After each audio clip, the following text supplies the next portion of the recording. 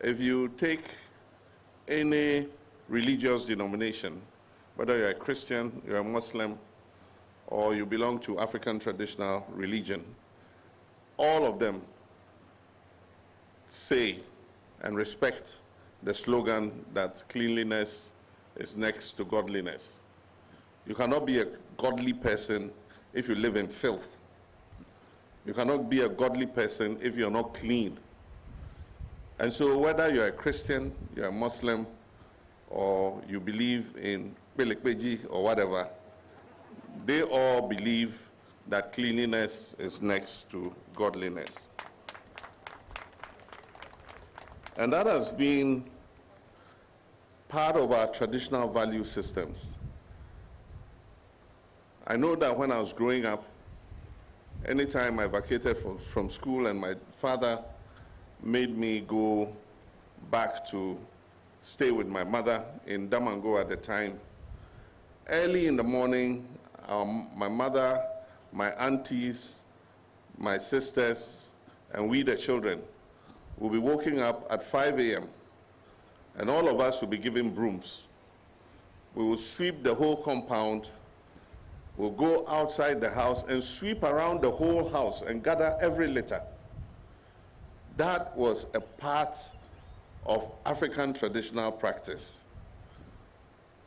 Unfortunately, today, that value system has broken down. You have people living in a family house, in a compound house. Nobody is prepared to join to make sure that the house is kept clean. Modernization does not mean that we should abandon our value systems. Just recently, I came from two very modern societies, Japan and Singapore. They are well developed, they are into AI, they are into space technology and everything, but their value systems in terms of their culture and traditions are still intact. You go to Japan and Singapore, you won't see one single piece of paper or plastic anywhere on the ground. Indeed, Singapore is West. You're not allowed to chew gum in Singapore. So they don't sell chewing gum in Singapore. And if you are found chewing gum, the punishment is 10 hot lashes. It's true, they have corporal punishment in their law. And so if you litter or you throw plastic somewhere, I don't know how many lashes it is, but it's more than the chewing gum lashes. And so every citizen in those two countries believes in their cultural values and in cleanliness. There was one day when I was still quite young, I had started my first job with Japan Embassy. We went on internship. We were 16 of us from 16 different countries. And one of the times we had gone on a field trip, we were walking back to the hotel where we stayed. And there was somebody walking ahead of us. And as he was walking, he saw a piece of wrapper. I think somebody had eaten chocolate and dropped the wrapper on the street. He didn't drop it. I mean, he was just walking and he saw it. And I noticed that he got there, he bent down, he picked the wrapper and held it and continued walking until he got to the next litter bin. And then he dropped it in. I mean, in Ghana, how many people would do that? That you find something lying and there's a litter bin 50 meters ahead. But they value their cleanliness. And so everybody is a part of it. But the beautiful thing is, they are trained from when they are children to believe in that value. And so when they grow, they don't depart from it. And so aside from organizing National Sanitation Days, we must inculcate in our children the spirit and awareness of cleanliness. I remember when I was young, we had a course in basic school called civics. For those of you who are my age, you will remember. The younger ones, I'm sure they don't know anything about it. But it was called civics. And for 1 hour every week, we were taught the values and courtesies and how to be a responsible citizen. And one of the course materials was what was mentioned, Courtesy for Boys and Girls. It was a very little book, and it showed you how to carry yourself as a responsible citizen. It even showed how you should use cutlery. And that when you're sitting and eating with other people, don't belch. I mean, all those things we were taught when we were young. And so when I go for lunch with people, I don't belch. And they even taught us that while you're chewing, don't open your mouth and be chewing, sharp, sharp, sharp, sharp. And so when I go for lunch with people, I don't chew sharp, sharp, sharp like that. And so we must, the saying goes, it says, teach the child the way they should go, and when they grow, they shall not depart from it. And so we're in discussion with the Ministry of Education to see how we can create, as part of the curriculum, a separate curriculum on courtesy and responsible citizenship, so that we can train our children from basic school through secondary school. And I believe that if we train them properly, when they grow, they will not depart from it. We all know the people we used to call tangas or sama-sama. Oh, I thought those were children there. Oh, hygiene, environmental officers. Okay, I'm coming to you. Now they call them environmental officers, or is it hygiene officers? But let me tell you, those who are called tangas were more feared than you. You become abrofo officers. Oh, you shouldn't keep your place dirty.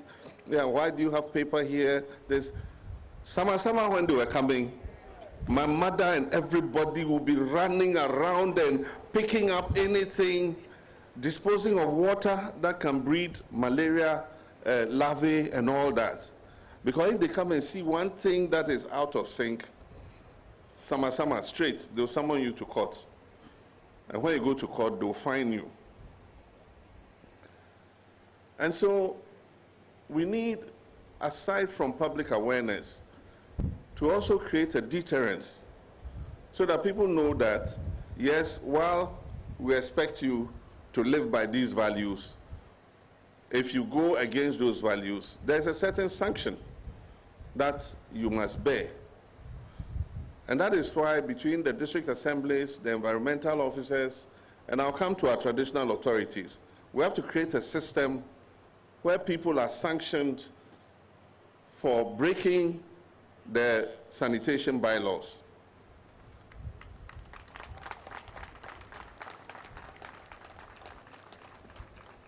People take rubbish and go and dump it anywhere.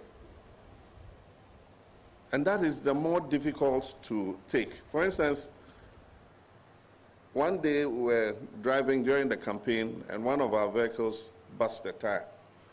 And so we stopped, the whole convoy stopped to repair the tire. And so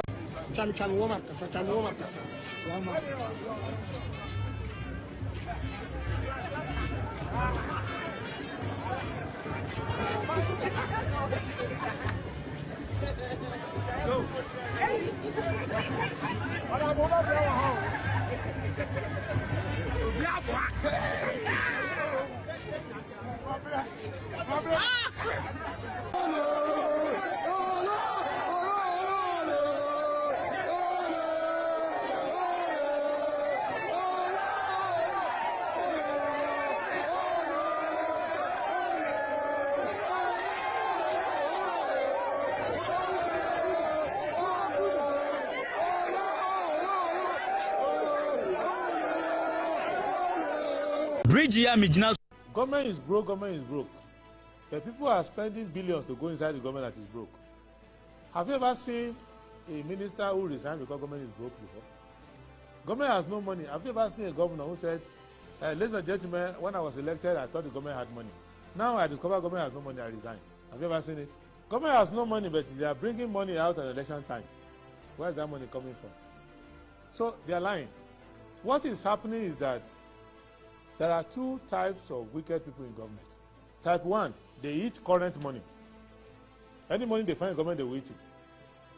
They are wicked about that one. There is type 2. Type 2, they eat current money and future money. They will say, my term will end next year. When I leave, how will I eat money? Let me borrow money now and borrow money of the future and eat it now.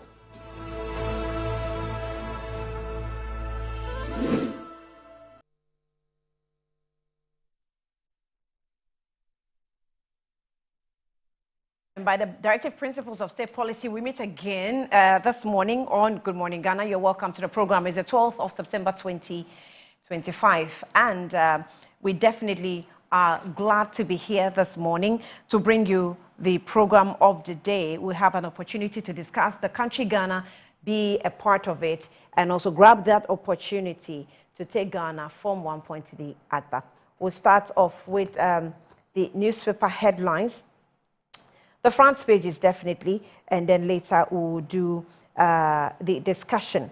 But let's start off with Daily Graphic, and it says, Daily Graphic, President Mahama praises graphics digital shift. President Mahama praises graphic digital shift, describe it as example for media industry. Engineers and planners take over Black Volta, Sankofa Gold projects. Foreign trained doctors present fake documents. The big one, National Sanitation Day relaunched. Citizens urged to keep communities clean. Ghanaian Times. 8 perish in road crash at Komatse. Reckless on display. Professor Alidu elected NDC parliamentary candidate for Tamale Central by-election. Relaunch of National Sanitation Day, President rally citizens announced performance assessment framework for MMDCs. Daily Guide. Nigerian car thieves jailed 20 years. Wow, can you imagine? Ghana blacklisted from U.S. foreign aid. EMP takes over Black Volta Sankofa gold mines. National Sanitation Day relaunched. Minister calls for mindset shift. Mahama walks youth job talk. The New Crusading Guide. Ashaman haste crushed. Police recover 2,000 bags of maize. And IGP Yonus Police Special Unit calls mounts for NDC's Ashimor to step down after court ruling with Singapore businessman. Ghana blacklisted from U.S. aid program amid debt disputes and diplomatic tensions. KGL Foundation marks 5th anniversary with historic Millennium Marathon in Accra. Go to court. It has not ended, as Sefwa tells Tokonu. Let us remain united, focused, and fight for power in 2028. Ralph Poku Edusei to Bekwai MPP delegates. GJ appeals to President Mahama to compensate Latif Idrisu for suffering multiple assaults.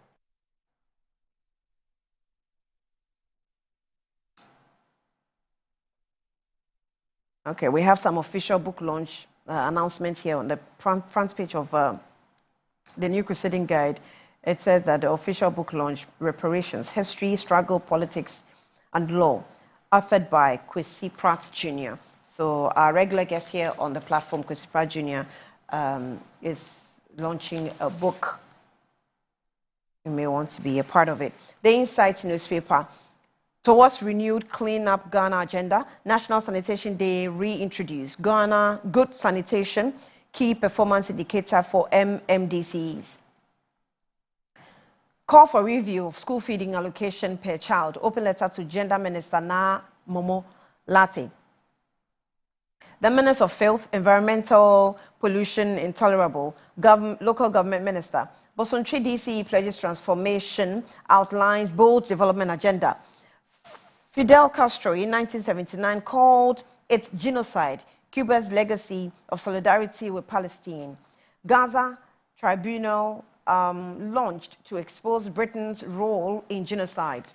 The Herald, Yapi Chief Justice begged Mahama for honorable exit and blew it away. Fifi Kwate warns against NDC MPP secret deals to shield corrupt officials. Mahama returns with National Sanitation Day, introduces Cleanest City Award. Ghana others US $1 trillion solar boom in Africa by solar investments by 2020. Tourism Minister laws Channels TV and City FM, Channel 1 TV and City FM. All right, and then the Informer newspaper, Clean Up Ghana agenda about securing health of Ghanaians. Mahama, recovering of loot, AG told to resist pressure. I think Fifi Kwete is doing something good, even with its party in government, and that's what we like to see. Assault on journalists, GJA fights for compensation. Varsity Dawn succeeds, Comrade Murtala secures landslide victory in NDC primaries. Quack professionals, this is at the top right corner, quack professionals infiltrate MDC registrar discloses, and Mahama rushed CJ removal. The Inquisitor, alleged fraud, petroleum broker wanted. Investor faces arm twisting over legally acquired Dodoa land. TCDA boss relishes stronger share industry. JM outlines vision for national sanitation. The Daily Statesman.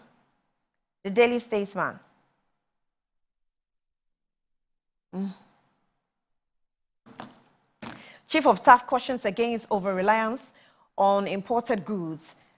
DSTV denial exposes need for diplomacy, not high-handedness. Tokonu was victim of circumstances and Sansari. NPP in Suomadre jury presses police on threats against minority leaders. A Ghanaian publisher, Azuma Resources hails BOA for role in dispute resolution. US cuts Ghana off MCC aid. That's a Millennium Challenge account. DSTV price war. Sam George caught in falsehoods. Mahama leads national sanitation drive. Top right corner, Ashimor under fire to resign over Singapore scandal. The Custodian. Government relaunches Sanitation Day to fight filth. Linda Oklu rallies Ghanaians for clean environment. Don't politicize ethnic conflicts. In Team for Your cautions amid Binyiri crisis. Serene Resources CEO grabs prestigious award.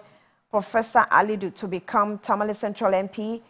And then Ghana blacklisted from USAID program amid diplomatic role. Daily Post. Mahama will deliver manifesto promise on youth development. Julius Debra. President Mahama relaunches National Sanitation Day. Energy Minister inaugurates Electricity Market Oversight Panel. That's EMOP. The Economy Times.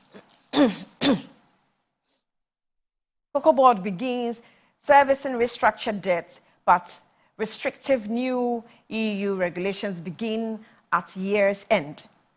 CD falls 13% in Q3, but stakeholders are upbeat about current trend. Gold price could hit $5,000. Goldman Sachs warns amid investors rush for safety. And then the Business and Financial Times. Star Health Insurance launched pays 7 million Ghana cedis health claims.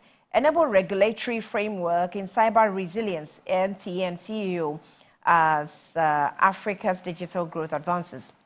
Mining shake-up, EMP takes over Black Volta and Sankofa gold projects.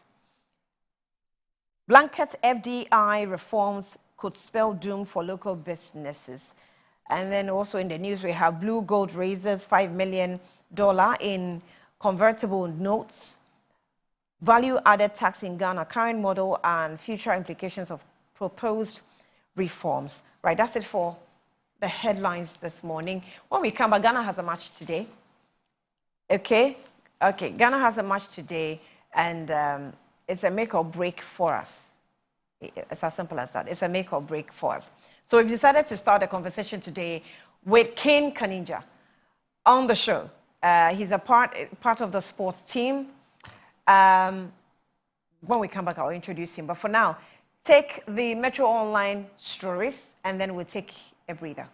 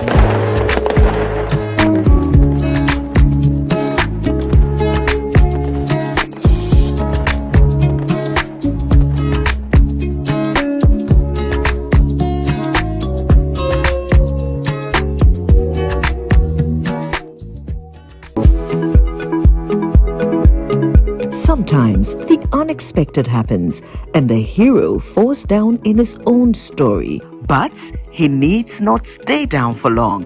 Cosmopolitan Health Insurance is your trusted health partner. Whether an individual building a business, with Cosmopolitan Health Insurance, your medical care is our concern.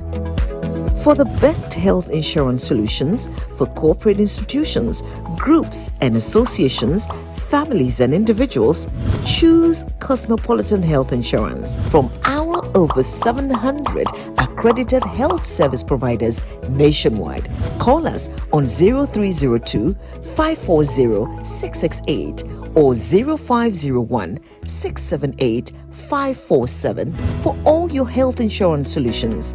Cosmopolitan Health Insurance, your medical care is our concern. I'm a brand manager. Of course, I accept only quality and affordable printed souvenirs for my promotional campaigns. I'm the head of academic affairs of a very important institution in Ghana.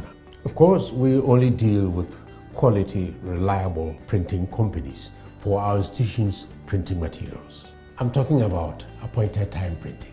Appointed Time Printings. We take pride in our extensive print scope that transform your ideas into captivating visual masterpieces. We delve into the core objectives and vision of each print project. Precision printing is at the heart of our printing process as we meet your tight deadlines. Our rigorous inspection, color verification, and overall printing excellence are assured. 20 years of printing excellence. It's always a pleasure working with you to create a vibrant, dazzling printing experience that gives you a masterpiece. Appointed Time Printing, your world of quality and affordable printing.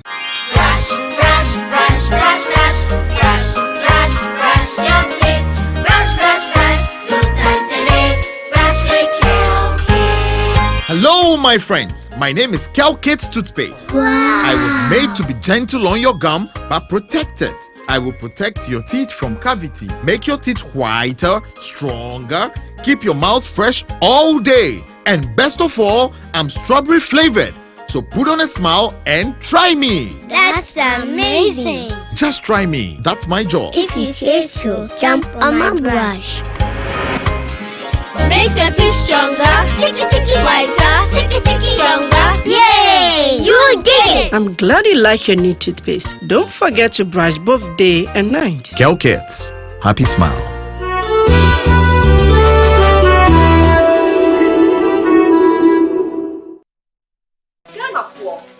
Chia winning Nara, me ding edge baby dapa, me dear strong cocran ebremo. Now that what we animal would be on the edge, Japan, me debremo. And no, any summer spices. Summer spices in here, and we wow from a breo. Various flavors, Ubenya a yako, Ubenya nemchi, you do good jollof muma and we get dead. Ubenya you do quam, you do for you, hot nako pibito. Na Emma with Gianni, and yet dead. When you mean ya, you can your cocoa for Eka. Down with your communication, you all enjoy Uduba, that Samu spices. What in the essence, no fight.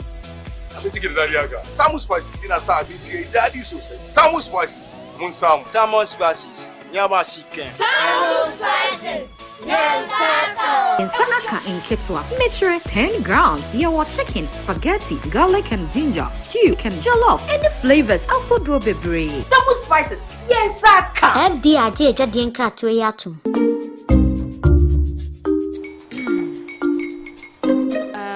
Kwame and his uncle are almost here. Wait a minute. This one too, your friend Kwame. Wait, Kwame. As in the same Kwame again? Yes, mommy. The second coming. Into all this tension just to reintroduce that broke boy from Kaswa. Why would you deceive the family like this again? Now I understand the whole delay. Troll from Kaswa. Why wouldn't he be late? Obey him later. Of course.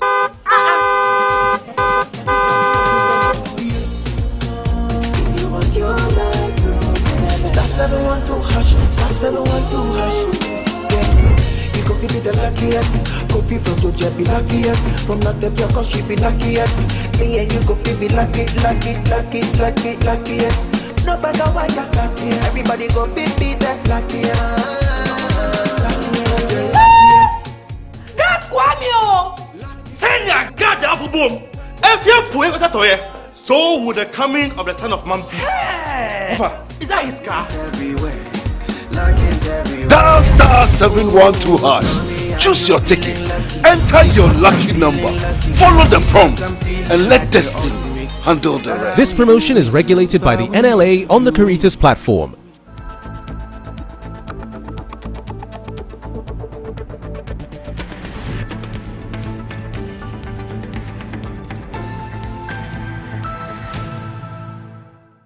Top of the issues is the Ghana Black Stars. I don't know if we should mourn them, we should celebrate them, we should sack them, we should dissolve them, we should ignore them, we should interfere with GFA so that FIFA will ban us. What exactly do you think we should do? I mean, top of the issues is the Ghana Black Stars.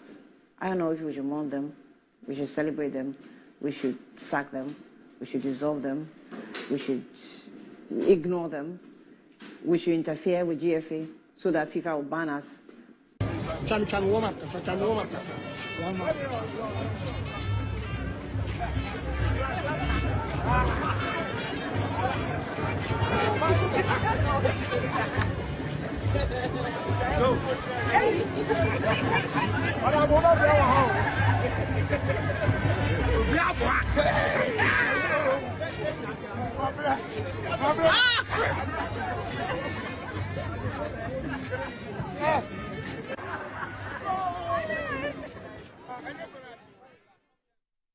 Okay, I wish the euphoria would have been, you know, more, but obviously it's very low to the extent that newspapers didn't even capture anything, not even Daily Graphic. None of them captured anything. It means that, I don't know, are you serious? So, King Kanija is with me to help me unpack the mystery surrounding the poor performance. I don't know if he can, but I guess he will just explain some of the things happening to us, right? I saw a very interesting headline, damning, to be precise, I mean. I'll read that later.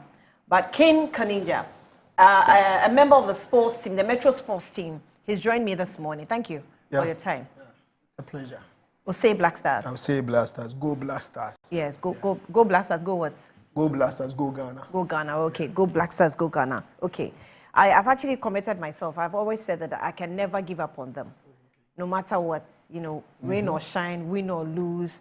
But honestly, I'm only human. It gets to a point where sometimes I want to give up. I really want to give up. Yeah. Irrespective of the results, there is only one Ghana. Yeah. And there is no national team than the Black Stars. Yeah. So I can actually tell you that a lot of people don't know what's going on. So take us through the journey. We're doing World Cup qualifiers, right? Take us to what we've gone through so far, which group we're in, the level at which we are, what are the countries we are in the same group? For sure. So for the benefit of those who are watching us and following the Black Stars for the first time, this is a World Cup qualifier. Tournament started way back in 1930. So from 1930 to 1958, Ghana didn't participate in any of the qualifiers between the space from 1930 to 1958, simply because we were not part of the member association of FIFA. So Ghana became member association of FIFA in 1960. Then in 1962, we started playing qualifiers for the World Cup. Now the World Cup is played every 4 years. So from 1962 till today, that is 2025 that I'm talking with regards to the World Cup qualifiers. This is the 17th edition Ghana is participating in FIFA World Cup qualifiers. Now in 1966, Ghana didn't qualify. Of course, we withdrew along the line, same as the 1982 tournament in Spain. Ghana withdrew from the tournament, but with the exception of these two tournaments in between the space from 1962 to the last World Cup, that is Qatar 2022, Ghana has been actively involved in qualifying for the Mundial. So this is the 17th edition. Now Ghana has an unprecedented achievement, being the first African country to have qualified for 4 World Cups out of the last 5 World Cups. So for the last 5 World Cups, we've been able to participate in 4 of them. Okay. In the last 5 World Cups. The only African country? Yes, the only African country. Oh, wow. To have done that. So we should, I guess we should clap we should be proud. And especially whereby our maiden edition or the first ever tournament. When you say being part of it, you mean qualified and played? Yeah, in the qualified tournament? and played. Okay. Yeah, qualified and played. So this is the 17th edition that we are participating in qualifying series. Of course, we've played the World Cup for 4 different occasions. Like I made mention, this is the 6th time Ghana is looking forward to qualify in the last 6 editions. You understand? So now it comes back to the maiden edition in 2006. Ghana went to the 2006 World Cup, making its maiden appearance in the World Cup. We were the only African country to have qualified from the group stage to the knockout phase of that particular tournament. And again, Ghana presented an average age. We in fact participated in the World Cup with the youngest squad of that particular tournament. That is 2006. And we're the only African country to have made it to the next round of the competition. Again in 2010, Ghana was the only African country to reach the quarterfinal stage of the said competition. Then we started declining in 2014. Yes, in 2014 in Brazil, Ghana exited the group stage. In 2018, it was a no-show for Ghana because we couldn't qualify in 2018. Then came in 2022 in Qatar. Ghana exited again in the group stage. So we've been actively involved in the qualifying series like the way we are doing now. Yes, now let's come back to this particular stage, this World Cup qualifiers. So 3 countries are hosting the World Cup. That is United States of America, Canada, and then Mexico. These are the 3 countries doing the co-hosting for the 2026 World Cup. This is the first time FIFA is also expanding the number of the participating countries from the usual 32 to this time 48. So we'll have that large number of countries participating in the World Cup. So for sure, if we top our group, we'll get the automatic slot to be in the World Cup. If we fail to get the automatic qualification, then we have to wait for the other results of other teams. Exactly. That's when we start doing the math. Exactly. The addition and subtractions. Then we can clearly know whether we will be in the playoff series or we won't go at all. So that is the format for this year's World Cup. It's either you top your group and qualify automatically or finish second and rely on the points per the countries that you will be competing with. Oh, that's the dynamics this year? Yes, for this year. So it's new? It's new, very new. This is the first ever edition. FIFA has expanded the numbers. So the second in the group will have the opportunity to rely on other games. Yes, to engage each other in a playoff format. Oh, okay, yes, okay. Yes, oh, in a playoff format. So even if we fail to qualify or we fail to top our group, we still have a chance. But in this time, it's not guaranteed. You get it. Now let's come back. Ghana is still topping Group I. We are in Group I with the likes of Mali, Central African Republic, Madagascar, Chad, and Comoros.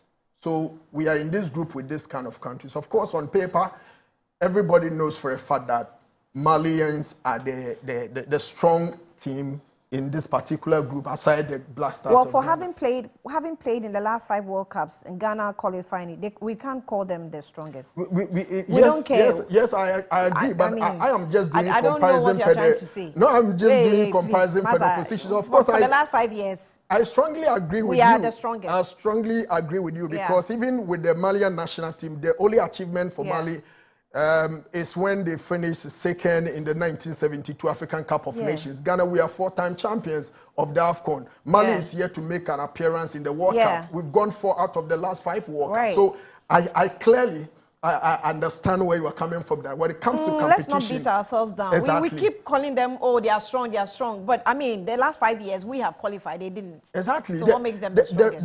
The reason why many Ghanaians will side with whatever I'm saying is the fact that with all these achievements and the level Ghana have been so far, we are still finding it difficult to beat the likes of Comoros. We still find it difficult to beat Central African Republic. We will beat a team like Chad. And even Chad. And the next few couple of months, we will struggle to beat them again. We'll still meet Nigeria in the Nations Cup qualifier at Accra Sports Stadium. We'll sit at the comfort zone for us to be beaten by these people. So the conversations has not been the same as it used to be. Okay. You understand? So, yes, it's a World Cup qualifier, and when it comes to World Cup, like I made mention, the records are there. Ghana mean business when it comes to World Cup. Okay, so Group I, you say Chad, Comoros, Mali, and... Central African Republic. Madagascar. Oh, okay. Yeah. Okay. Madagascar. All right. Okay, so we are topping this group now?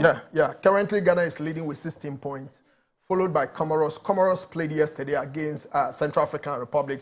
So Comoros right now has 15 points, of which they've played 8 games so far. Yes. So we have played 7 games with 16 points. Oh, okay. Yeah. All right. So it means today we're playing with? Mali. Mali today. Mali is lying at the 4th position on the league log. Currently. Can you imagine? Yeah, we are playing Mali. I still stick with my points. I mean, okay, anyway, but they are not a team to play down at all. Absolutely. They are not pushovers. Like I made mention on paper, Mali are the strongest side according to the positions in the Ghana group. Mali are the strongest side.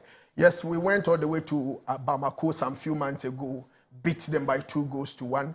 but the dynamics are not the same as today that we are talking. Yeah. Because Mali, after that particular loss to the Black Stars of Ghana, they've been able to put themselves together, I mean, galvanizing some sort of resource to be where they are on the league standings. Again, records and history says that prior to the 2010 World Cup, we were in a similar situation like this.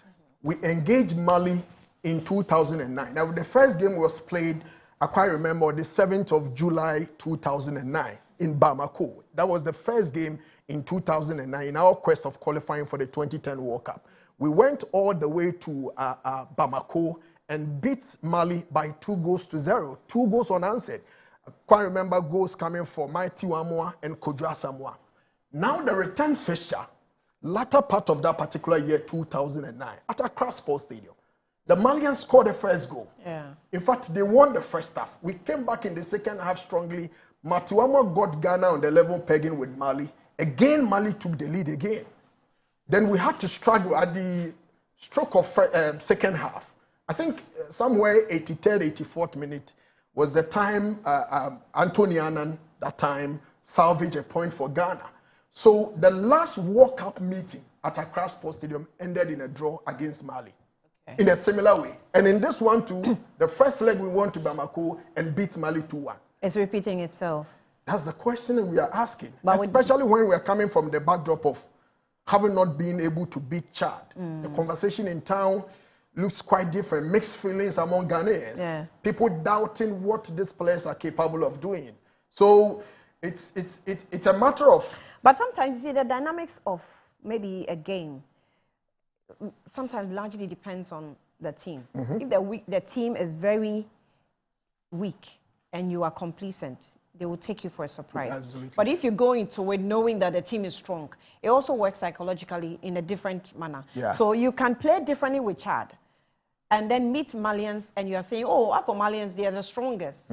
It means that when you're going in, you can imagine that the mindset you're going in the match with. Exactly, because many Ghanaians didn't even give the Black Stars a chance to go all the way to Bamako and beat Mali. Most of us knew that maybe the best results for Ghana in that particular fixture in Bamako would have been a draw. But Ghana came out victorious in that game. Again, like you rightly said, now, in recent times, it has become very difficult for Black Stars to win games, especially against clubs that are very well-known and well-positioned on the continent of Africa. You can name them. We've played, I think, Nigeria twice. Extremely difficult to beat Nigeria. We went to the Nations Cup. We saw what happened. We drew against Egypt, but we lost against Cape Verde. So, I mean, countries that are tough on the continent of Africa in recent times, it has become very difficult for Black Stars to beat, especially when it's a competitive game. So, if you look at the groupings and the standings, it shows clearly that our destiny is in our own hands. What we choose to do with the qualification lies with the coach and the players that will go for war for Mother Ghana. Sorry. So, I am of the view that, look, the players know, or they should know, the business at stake in this game. The coach can't afford to lose this particular point. Okay, now let's see what the sports minister also can or cannot afford to do. The sports minister, okay, so from where he sits as a supervisor... So this is the headline. Which foolish army cuts soldiers' pay on the eve of war? Sani Dara takes on Kofi Adams. I have read a lot of commentaries about this particular comment from the former spokesperson for Ghana Football Association. I don't side with him. I don't agree with whatever he said. I think that we've over pampering these players. They've not given us anything. We've been to major competitions whereby we've been paying huge sums of money comparatively to the countries that eventually win the competitions, yet we have nothing to show. So if this is the approach from the minister is representing the good people of Ghana. Of course, he's not a stranger. The winning bonuses?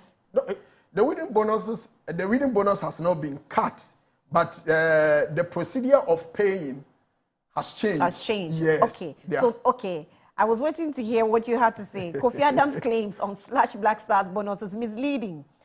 Details emerge. It says Ghana Sports Minister Kofi Adams is facing renewed criticisms after it emerged that his claims about slashing Black Stars player bonuses to $5,000 are misleading and inaccurate. Mr. Adams already under scrutiny for what many have described as a populist approach. Disclosed details of the Ghana Football Association budget estimates just 48 hours before the World Cup qualifier against Chad in Jamina.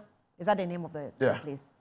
And in Jamina. In Jamina. Yeah. The disclosure not only triggered public debate, but also appeared to disrupt the team's focus with the Black Stars setting for a disappointing 1-1 draw.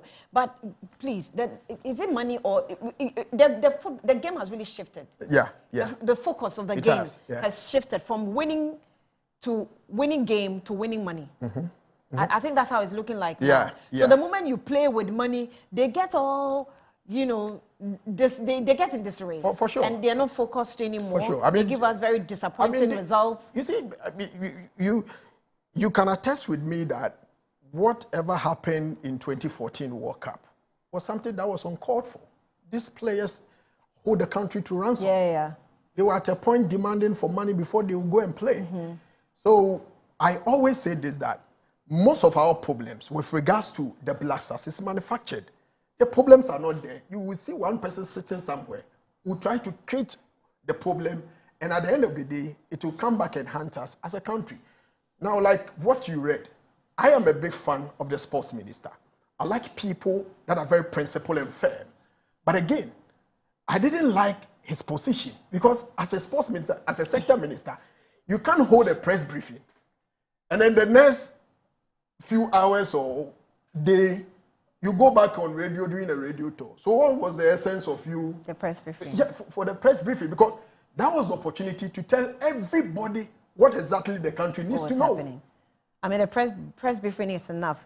And in sports, you can't afford to be talking too much. You complicate things. Exactly. And that is the more reason why people are finding it difficult to understand whether the winning bonus was slashed or the payment plan has changed or whatsoever. So I think in going forward, the people around the sports minister will be telling him the things that are supposed to do, so that, I mean, the people of the country will have that belief and trust in him. But in going forward, I don't think if money win trophies, if money win trophies, Ghana would have gotten about 10 trophies since 1982.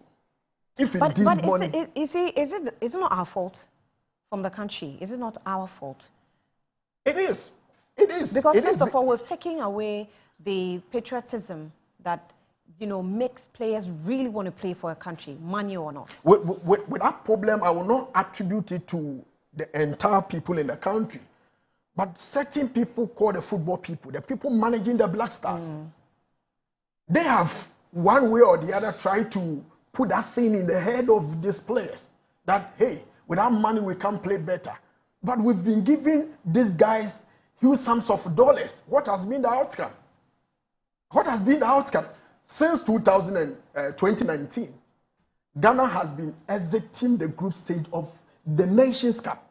Go and check how much of an amount of money we've been giving to these players compared to the countries that has, come out winning the tournament. Ivory Coast won the last African Cup of Nations. Go and check their winning bonus. You go to Morocco, you go to Algeria, you go to Senegal. It boils down to consistency and how serious you are. Today we call this player, tomorrow we sack him. We put a criteria of getting a national team coach. We were looking for a 5-year working experience, somebody who is a proven winner. At the end of the day, the football people settled on Otuado, who wasn't even an assistant coach where he was working. That is Borussia Dortmund. So what was he? He was a scout for the team. He was just a scout for the team. Not even part of the assistant coaches. He was just a scout. You understand? So, like I'm saying, most of our problems is manufactured. We know the solutions to the problems, but it looks like the pending problems feed certain people very well. So they just don't want to get rid of the problem. Actually, the problem is a source of revenue for football people. You get it? So how can you sit down as a discerning person and make a budget of $1.3 million for a game against Chad, a country you beat 5-0, and you make a budget of $1.3 million. How? Yeah. So, well, for me here, I always say that look, we have a lot to do. That the sports problems and challenges are quite enormous, and we cannot solve it here. But just to let you know exactly what's happening in our country while we are in the jerseys. So the match today. Yeah, 7 p.m. Okay, the 7 p.m. 7 p.m. What scoreline are we expecting? Well, for the scoreline, I must say that it will be a very difficult game, a very close, very tight game against Mali. As a Ghanaian, I will be very happy to see Ghana winning. But I must be sincere to people. The way we've played so far, especially under Otuado, in difficult times, in big games, my hopes are not up to 100%. Okay. Yeah. If he gets things right, especially from the selection of players, the game plan into the game, how he read the game very well to affect his substitutions. His substitutions should be influenced by the real game situations, not by the fact that he feels like this player has to play. That's how he's been behaving. You think you suspect that? Yeah, sometimes because there are two players that can deceive a coach. We have those who want to play and those who have to play. Who have to play? Yeah, those who want to play and those who have to play. If you are not careful with these two, you will always and get he's it always wrong. he's always going for those who have to play. Ghana will do. Anyway. Yeah, but I'm sure we'll win. Yeah, we'll win. I hope think so. 1-0 will be a fair result. Let me predict 2-0. 2-0. 2-0. There is no way Blasters can score 2 goals against Mali. Mali will not retaliate. So 2-1. 2-1, yeah. Fair. Either 1-0 or 2-1. The moment Ghana will score 2, Mali will score 1. So either 1-0 or 2-1. Yeah. So let's see who wins between me and you. I am rooting for 1-0. You are going for 2-1. Yeah. 2-1. Okay. Like if care is not taken, Mali will score first goal at Accra Sports Stadium. If care is not taken, we need to get the first half right. First. Okay, fine. That's fine. Well, let's do the bet. Let's start the betting now. Yeah, 2-1. Please bet on 2-1. All right. So, are you giving us the match today? How are you going to give us commentary? Yeah, we'll run commentary on radio. On radio. Yeah, 91.9 FM on radio. Original FM. Yes, original FM. We'll do the pre-match discussion.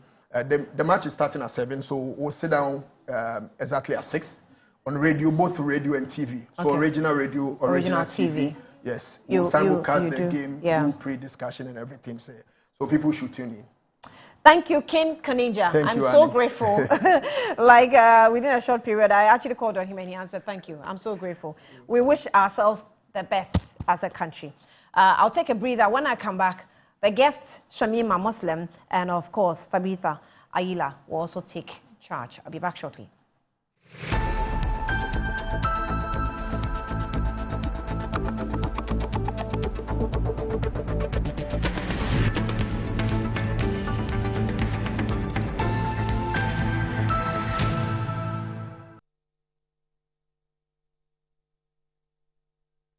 Are you a headmaster, headmistress, parent, teacher, or an educator looking for high-quality textbooks for preschool, primary, and junior high school students? Look no further than Advocate Publishing Company. Advocate Publishing Company is a leading publisher of educational materials in Ghana that publishes very engaging, interactive, and comprehensive textbooks that meet the needs of students, teachers, and parents. Our textbooks are thoroughly published to make learning fun and easy. They are also designed to stimulate critical thinking, problem solving, and creativity in students. Make Advocate Publishing your preferred choice for all your educational needs. Explore our range of textbooks and educational resources. Visit us at the old GNTC yard near Kingsway, Accra. You can contact us on 0503 786 776 or 02408 06354, also 0531 600360, and connect with us on Instagram, X, and Facebook at Advo Publishing. Don't settle for less. Choose the best. Advocate Publishing Company, empowering young minds one textbook at a time. Think in publishing, think Advocate Publishing. Yes, next. Hey, Nadia Benson, Asamo. Me didn't tum. Mr. Femi Kalika, just call me cockroach. Now, Mr. Femi once now. Hey, is that you? Improve car. Yeah. Captain Mosquito, double the action.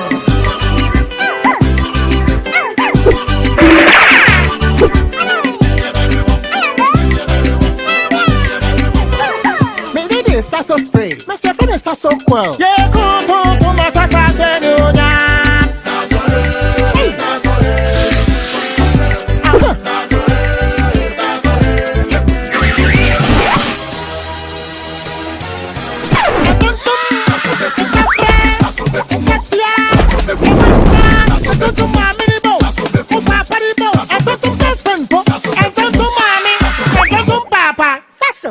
Tum preko.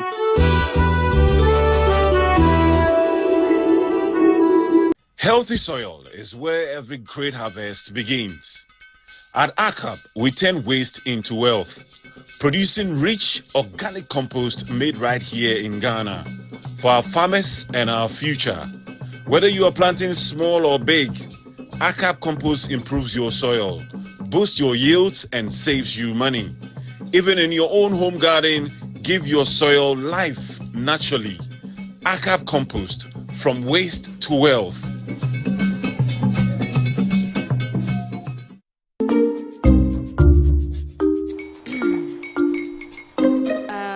Kwame and his uncle are almost here. Wait a minute. This one too, your friend Kwame. Wait, Kwame. As in the same Kwame again? Yes, mommy. The second coming. Into all this tension just to reintroduce that broke boy from Kaswa. Why would you deceive the family like this again? Now I understand the whole delay. Troll from Kaswa. Why wouldn't he be late? Or be late? Of course.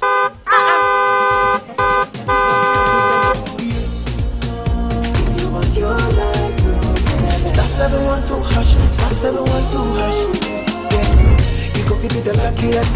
Go be from Georgia be luckiest. From not the cause she be luckiest. Me and you go be luckiest.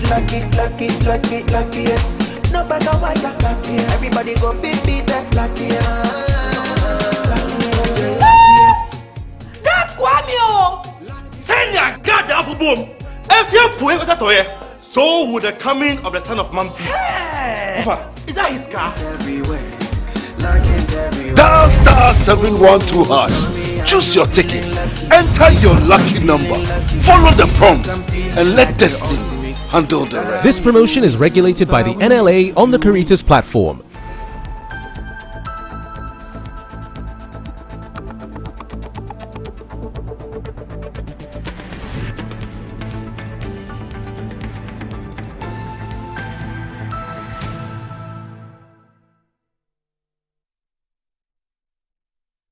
You're welcome back to the program. It's Good Morning Ghana, and let me officially welcome Shamima Muslim, Deputy Presidential Spokesperson. She's joined me here. We're expecting Tabitha to join us pretty shortly.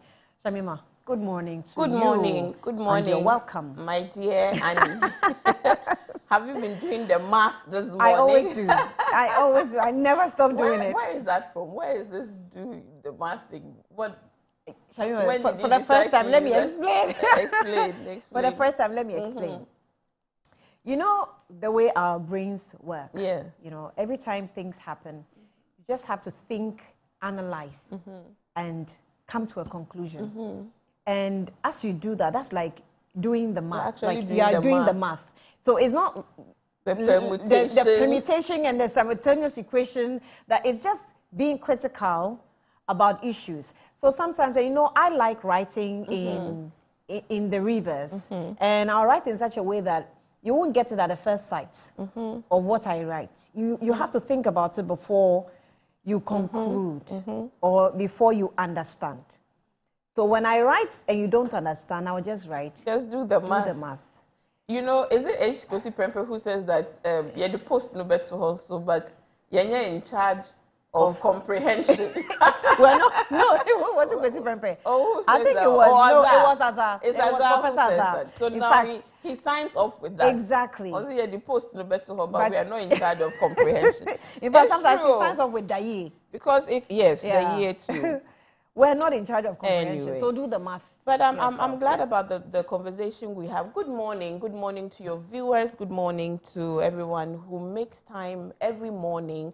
We know you could be doing so many things, but you do make time and you do join us, and we appreciate that very, very much.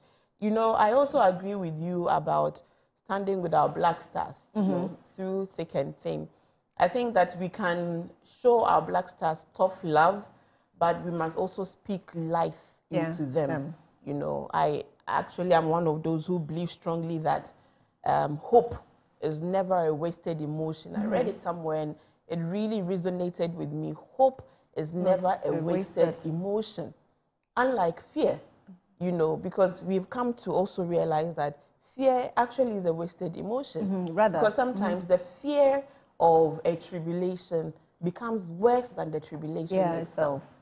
You know, you disempower yourself with all kinds of negative thoughts about what you're going to face, to the extent that it disempowers you from actually, you know, preparing for it. So in as much as we all get heartbroken every now and then by the black stars, I think that when they're about to face a match like this, we need to support them and encourage them. Of course, they do know that Ghanaians love hard, but they also can criticize very viciously. But we are with them today. Please, as much as you possibly can, put your heart in the game. And I hope that the coach and the management team would do the right things in terms of the strategy for the boys. And we hope teamwork would also lead to a resounding victory. Ghana could do with some good news. And so far, you've done well. We're just hoping that today you'll be able to consolidate the gains and ensure that we qualify to the World Cup. And hopefully we go beyond where we've been. I think the last time we got to quarterfinals. Quarterfinals, yes. Right. So a finals would not be bad at all in this resetting Ghana agenda. I'm glad to hear this morning from Ken Kaninja that we are topping our group. So there's hope. So there's hope, isn't it? Yes. So let's back them up. It can't be a wasted emotion. No, hope is never a wasted emotion. A few things, if you permit me, that I would want to run through this morning. When I was coming around, I'm sounding a bit philosophical this morning, but it happens every now and then. Early morning, I left, I was driving, and I saw how many citizens were already showing up. Many of them were cleaning up their shops to open. Traders were already on the streets to hawk their wares. And those who were on their way to work were also either at the bar stops. People generally do show up. And so this morning, I just want to encourage all of us to continue to show up. Irrespective of the challenges, show up. But most importantly, let your showing up stand and count for something. Let it be productive. Let it be impactful. Let it yield results. Let us all build this Ghana, one commitment after the other. And I think for me, one of the individuals who continue to show up is His Excellency John Dramani Mahama. This morning, I'd like to say a very good morning to him, especially, and also to our First Lady, Madam Lordina Mahama, who also continues to show up for the causes that she supports in terms of maternal health and childcare, and also to our Vice President, Professor Jane Nana Opoku Ajman. So greetings and thanks to also this morning the chiefs and people of Akwetia constituency for standing with His Excellency's reset agenda, which is really calling on all of us to work towards providing jobs, accountability, and shared prosperity. Last week, the people of Akwetia indeed proved that development matters, and they will put their hand where their mouth is. So this morning, I want to say thank you on behalf of His Excellency, on behalf of the NDC, on behalf of our newly minted Member of Parliament. He's yet to be sworn in. Yeah. And so, yes, Lawyer Bediako Tamale for Central. a good work done. Of course, I'm going there as well. To the people of Tamale Central as well, congratulations to Professor Seidu Alidu, Alidu Seidu, whichever way you put it, for also putting in a fierce fight and emerging victorious by what you could call a very respectable margin indeed. And if you look at the profile of the contenders, I think 12 or 14 they were, you would see that the NDC is truly soaring. The profile of the average member of the NDC is growing. You would see that we're beginning to increase our numbers within the middle class and to the educated elites, even if you call it. There were about 2 professors, a doctor, 2 doctors, you know, who all stood for this particular election. And if you also follow the global info analytics trends of the changing voter profile, as a result of education, we're having an increase in number of at least minimally senior high school educated youth who are now more issue focused than they are any personality or any filial emotive affiliation to a political party. What it means is that that group of people are available for any political party that would speak to their needs. And I think for all the young people in this country today, they find the NDC as the most attractive brand.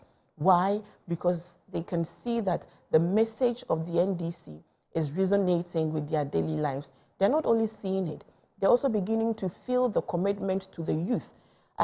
This week, I particularly monitored the activities of the National Service Authority, the activities of the National Youth Employment, YEA, the activities of the National Youth Authority in collaboration with their mother ministry, the youth ministry, and the programs that they have rolled out, tangible programs. If you take the National Service Authority and their agricultural initiatives, as we speak, they are harvesting from their 100-acre Damango farm.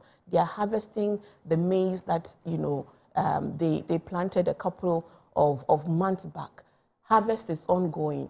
If you come back to the Papal farms, the poultry hub is currently in full operation to the extent that they are currently selling live poultry. So I would like to use this occasion to invite Ghanaians to patronize the products that are coming from the National Service.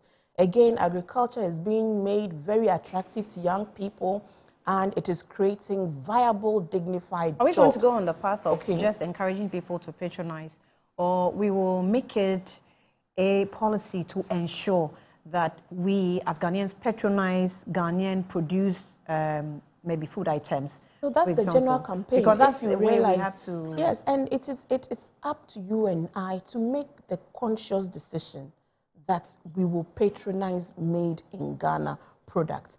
If you also recall, and on that note, I just wanted to announce again the telephone number for those of you who want to call in and order for your dressed live, poultry, live poultry as well as dressed poultry. The numbers you can call 0244 216 516, 0244 216 516, 059 838 4468. Please call and buy poultry to support the young people who are engaging in this akukon kitten business in the agricultural hub that the ministry, working with the National Service, has put up to ensure that this is for the birds, young people. Birds dressing, or yes, to buy? This one is for you to buy from the poultry farms that the young people are already working in, from their papal farms. Okay. Please, do you understand? Okay, I understand. So again, I want to encourage the CEOs of these groups, these youth groups. If you take the youth, National Youth Authority, this past week, they also held a 3-day international youth fair. It is important that even as we prepare the young people to take charge of opportunities, we create the environment where we input their mindset. We have said severally that the reset agenda requires a reset mindset, a mindset that inspires you, motivates you, and challenges you to take advantage of the opportunities available to you and to face your challenges with renewed vigor, knowing that you are capable as young people of this country. You are capable of so much more. That mindset is important when we gather them around. We bring mentors that look like them, that come from their backgrounds, that speak similar language that they speak.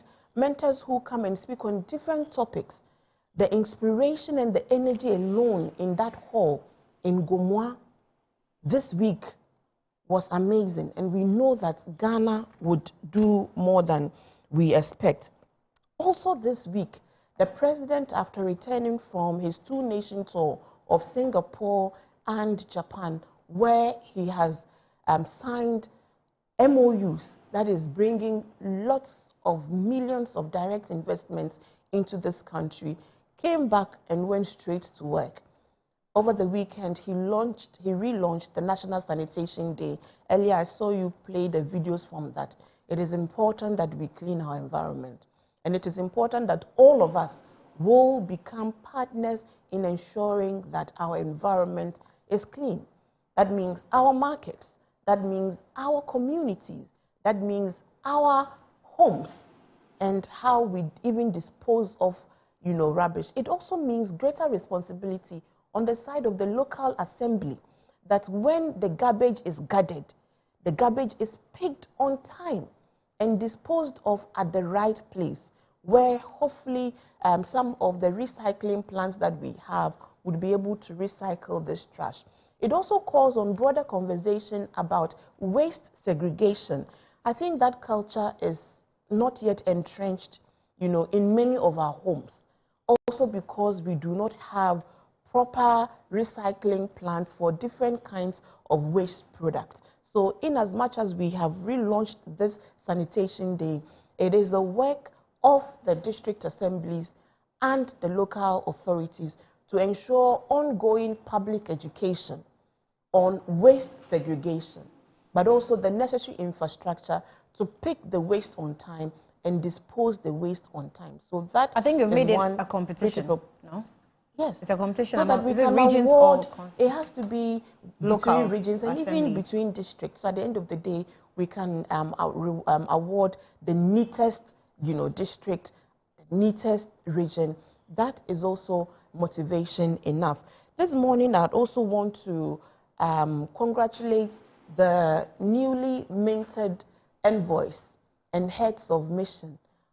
They've had to go through a 5-day orientation program, and the president last week commissioned all of them at a swearing-in ceremony at the Jubilee House, where he also encouraged them to be the best advocates for Ghana and Ghana's research division in the various countries that they are going to be representing. So again, we wish them all the best this first round of envoys as they depart the shores of Ghana to become great and worthy ambassadors for this country of ours.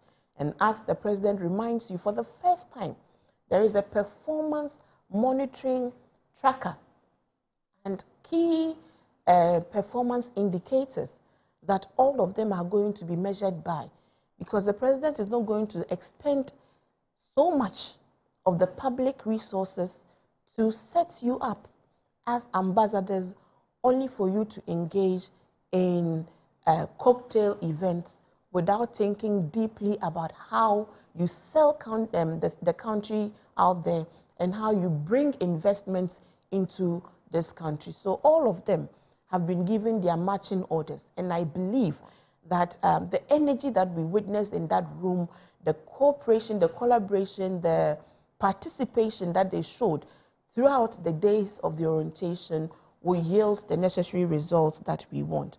I'd like to also congratulate the new executives of Primpack, the private newspaper, Association of Ghana, which I hear now is opened up to bloggers as well, and rightly so. Over the week, we participated at their handing over ceremony.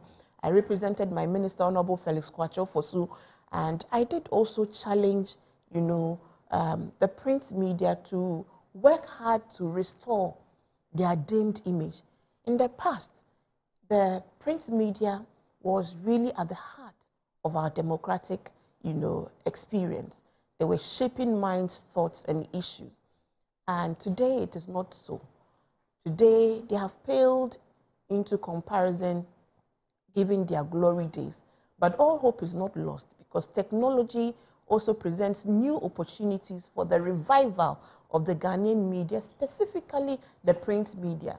Every day we still read newspapers, isn't it? Every day they still, present us with topical issues which form the basis of many morning show conversations. It means that there's still an opportunity to revive their relevance, and generally for the media to revive its relevance.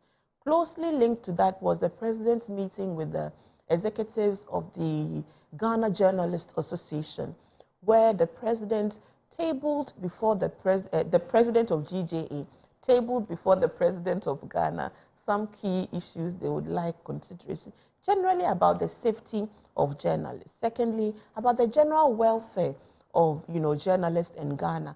And of course, as we all know it, the president remains the #1 advocate for a free and fair media space, where the media is able to do its work in a responsible manner, even when there are breaches, that those breaches will not lead to undue harassment, but some due process, not a criminalization of speech, but the activation of civil procedures to get those particularly involved in the breach to do what the court would direct them to do. Often retract, apologize, and if you have to pay a fine, you pay a fine.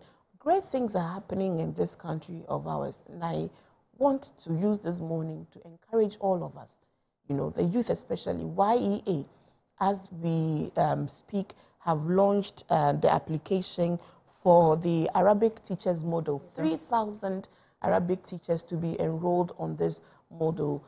This is aside from the projects they've rolled out for the fire assistance that we have, the prison assistance that we have. These are all great opportunities for the youth of this country to make themselves productive. Anyone who wants to distract this country from this moving, from its path to greatness must be seen as an enemy of this state. And we will move this country along, irrespective of sometimes the unnecessary distractions, which are all part of the democracy.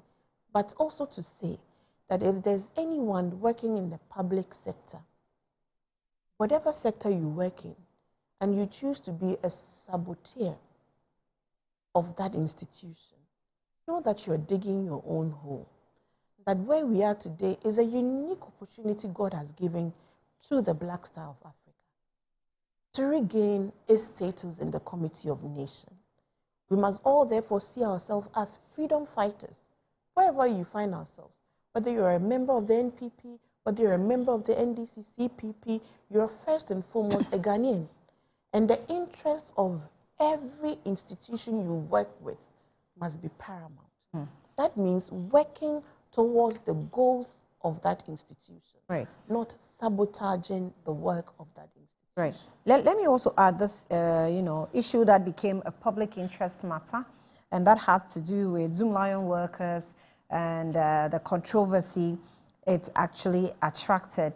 Everybody was interested in it. Now, YEA has taken, some bold step. It says that the acting chief executive officer of the Youth Employment Agency, Mr. Malik Basintale, has unveiled a plan to increase the allowances of the sanitation module beneficiaries by more than 300%. Okay, so the decision comes on the heels of the agency's contract suspension with Zoom Lion Ghana Limited, which previously allegedly paid workers a meager 258 Ghana cedis monthly. Now, Mr. Basintale said when he took office, he swore by the late grandfather's grave that no contract will be signed to pay 258 Ghana cedis. That figure is unacceptable in this modern era, and in any future contract, we will not go below the minimum wage. We're looking at a more than 300% increase. So he made the announcement at the press briefing after appearing before the Public Accounts Committee of Parliament on Friday in Parliament House. The PAC public hearing, slated from Tuesday, August 19 to Tuesday, 26th, will consider the Auditor General's report on MDAs for the year ended December 31, 2024. I'm happy so you that's mentioned 2024 because misconception, and of course, some people wanted to do propaganda. People were deliberately misrepresenting the audit reports as reports that have happened under the space 2025.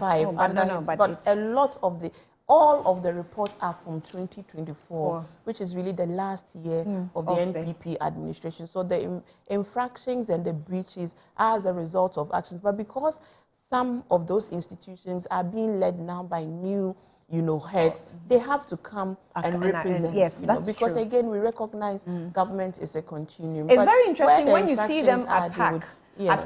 and they're responding to infractions that they are not the one who... They were not in office when it was not happening, but you have to own it. It's like liabilities and exactly. assets. Yeah. Just a minute more. Thank you very much for this opportunity. I just wanted to say well done to some institutions. Okay. Because you see, when we're doing the research, and we said institutions must respond to the research agenda. They must be proactive, they must be accountable and transparent. And over the past couple of months, I've seen some particular institutions that have embraced this new ethos of doing work. Number one is the Ghana Police Service. In terms of their quick response to issues that come up, the issue of the journalist who, was slapped, they have, very quickly acted upon it. If you look at the criticism of their handling of Ablekuma North and how they recovered very quickly to ensure a very smooth process in Akwatia, I think that the Ghana Police is on to something. And I think IGP Yohunu must be commended. Of course, there are still some gaps, and we want you to keep your eye on the ball and ensure you bring especially security to the communities that are currently engulfed in some conflict. Also to use this occasion to plead on behalf of the President to all communities that are currently engaged in one conflict or the other, that there's a new government in place that is committed to bringing development. If you fight, development will delay in coming to your communities. Please, all of you, please give peace a chance and allow for your communities to return to normalcy. Also, the Ministry of Education and GES have been very responsive to reports about maybe some infractions, especially the documentary that has come up Revelations. recently I'll come you will there. come to that. Yes. So I want to commend their quick response. The Ministry of Lands and Natural Resources is also very proactive in responding to issues that are coming up around Galamsey and what have you. And so for these institutions and institutional heads, we commend your proactive and quick response to issues as they come up. This is how we want it to be. Right. Let me now officially welcome Thabita. Late Thabita. Thabita is in the studio. Actually, she's been in the studio with us for some minutes now. And 2 minutes. Oh. Shabiba is mafia. Ha. Anyway, Thabita Apianyele Ayila is with us. You're welcome, Thabita. You're welcome. Thank you. Thank you. How are you? I'm How's doing the good. MPP? The MPP is doing very well. The MPP is in high spirits. As you can tell, we'll be choosing our flag bearer very soon. So everybody is busy doing campaign. My boss, Dr. Alhaji Mahmoud Bawumia, will be on tour. He will start from the Ashanti region on the 10th of September.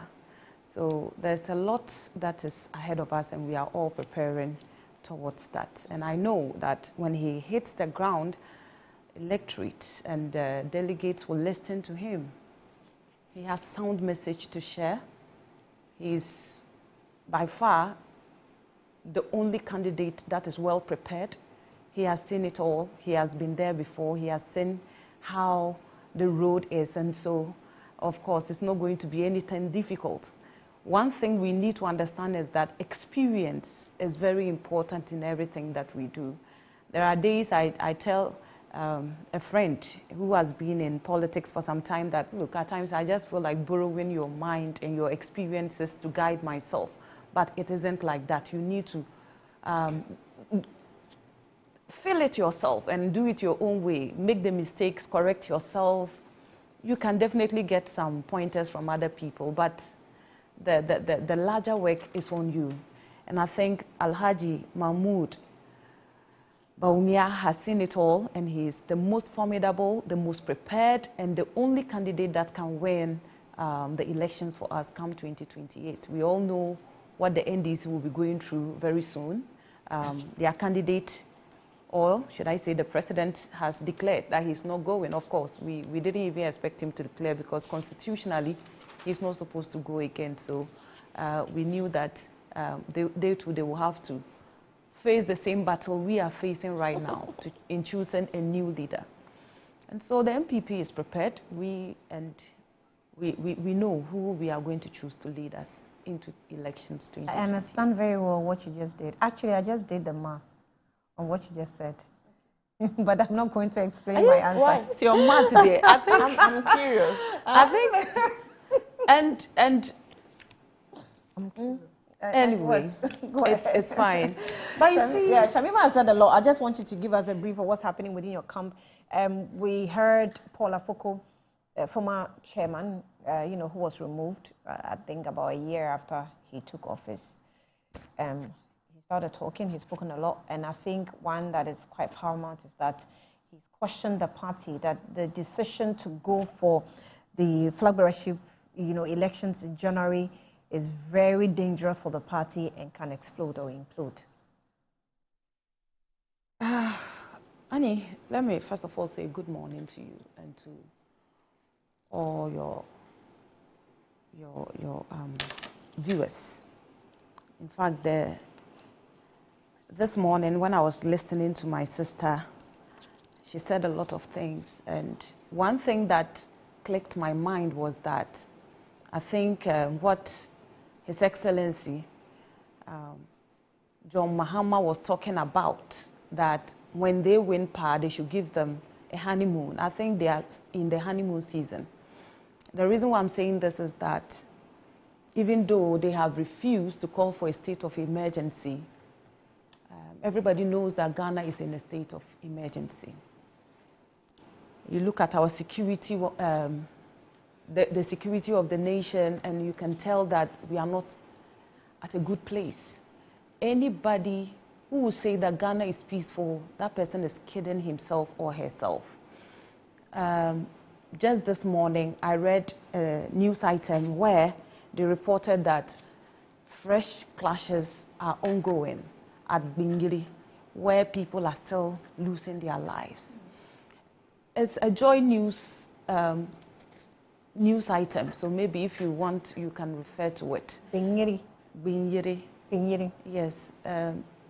The place where people have been displaced so Is it far. where some of them fled to Yes, Ivory Coast? where over 42,000 people have been displaced, with the national security confirming that they have more than 10,000 people currently residing at Ivory Coast. This calls for immediate action. And it's like everybody is behaving like everything is okay and we are all doing our normal things. Everything is not okay. I have a picture here of a woman. In fact, when I saw the picture, I just didn't feel good. This is the picture of a woman who is being displaced. She's one of the people that have been displaced in this whole confusion. Can you send that picture to me? And this woman, I heard her children are currently not with her and she's looking for her kids. Then you didn't watch the news yesterday. The family has been reunited. The same woman, do you know the woman she's talking about? Because it was just send to me. I want to send to the She has been on TV3 last night. The family has been reunited. Okay, so this is news to me, but this is just one person who has been reunited with the family. But we are told that the statistics is scary. Okay, so on your screen is the video of some of the people relocating. Okay, this is some support being given them. Yes, this is the support. And okay, but is government doing something about it? It's not enough. What exactly enough. Do you expect? So far, we are hearing that there are over 502 chieftaincy disputes in Ghana. 502. And people are speaking up that, look, the government of Ghana must put its feet on the ground. Everything is not okay in Ghana. Let's not kid ourselves. I am also adding my voice so that we pay close attention to this thing that is happening. I have started hearing some people giving prophecies that there may be a civil war in Ghana. Nobody is praying for that. No, listen. Hold on. I think let's be serious. We are serious. No, hold on. If we have over 502 chieftaincy crises in Ghana, we have a that nation. Happened in No, the last 8 Shamima, months, right? Shamima, allow me, please. We have a nation to build. That is what I'm saying. Hold on, we have a nation to build. Let's not play into this gallery, please. That is why I am alerting. Amita, are you calling for a civil war in Ghana? I am not. Is that the agenda of the NPP? Please, can you let me have my time? No. You see, that's why I'm saying that it appears the government of the day is not picking information. And I am bringing it to your attention in case you have not picked it. The information, this information that I said, from where? This is a news item. You're giving me information from prophets? Yes, that is what she said. I'm just saying that the prophet said I told you that they have reported that over 502 chieftaincy disputes are happening currently in Ghana. But they are not new. They are not. Yes. So what are you talking about? And I'm telling you that these are some of the things people are saying. And so the government needs to put its feet down. I don't know whether you are aware of what happened in Tontokrom. You saw what happened. You saw it. The Galamsey boys. The Galamsey boys.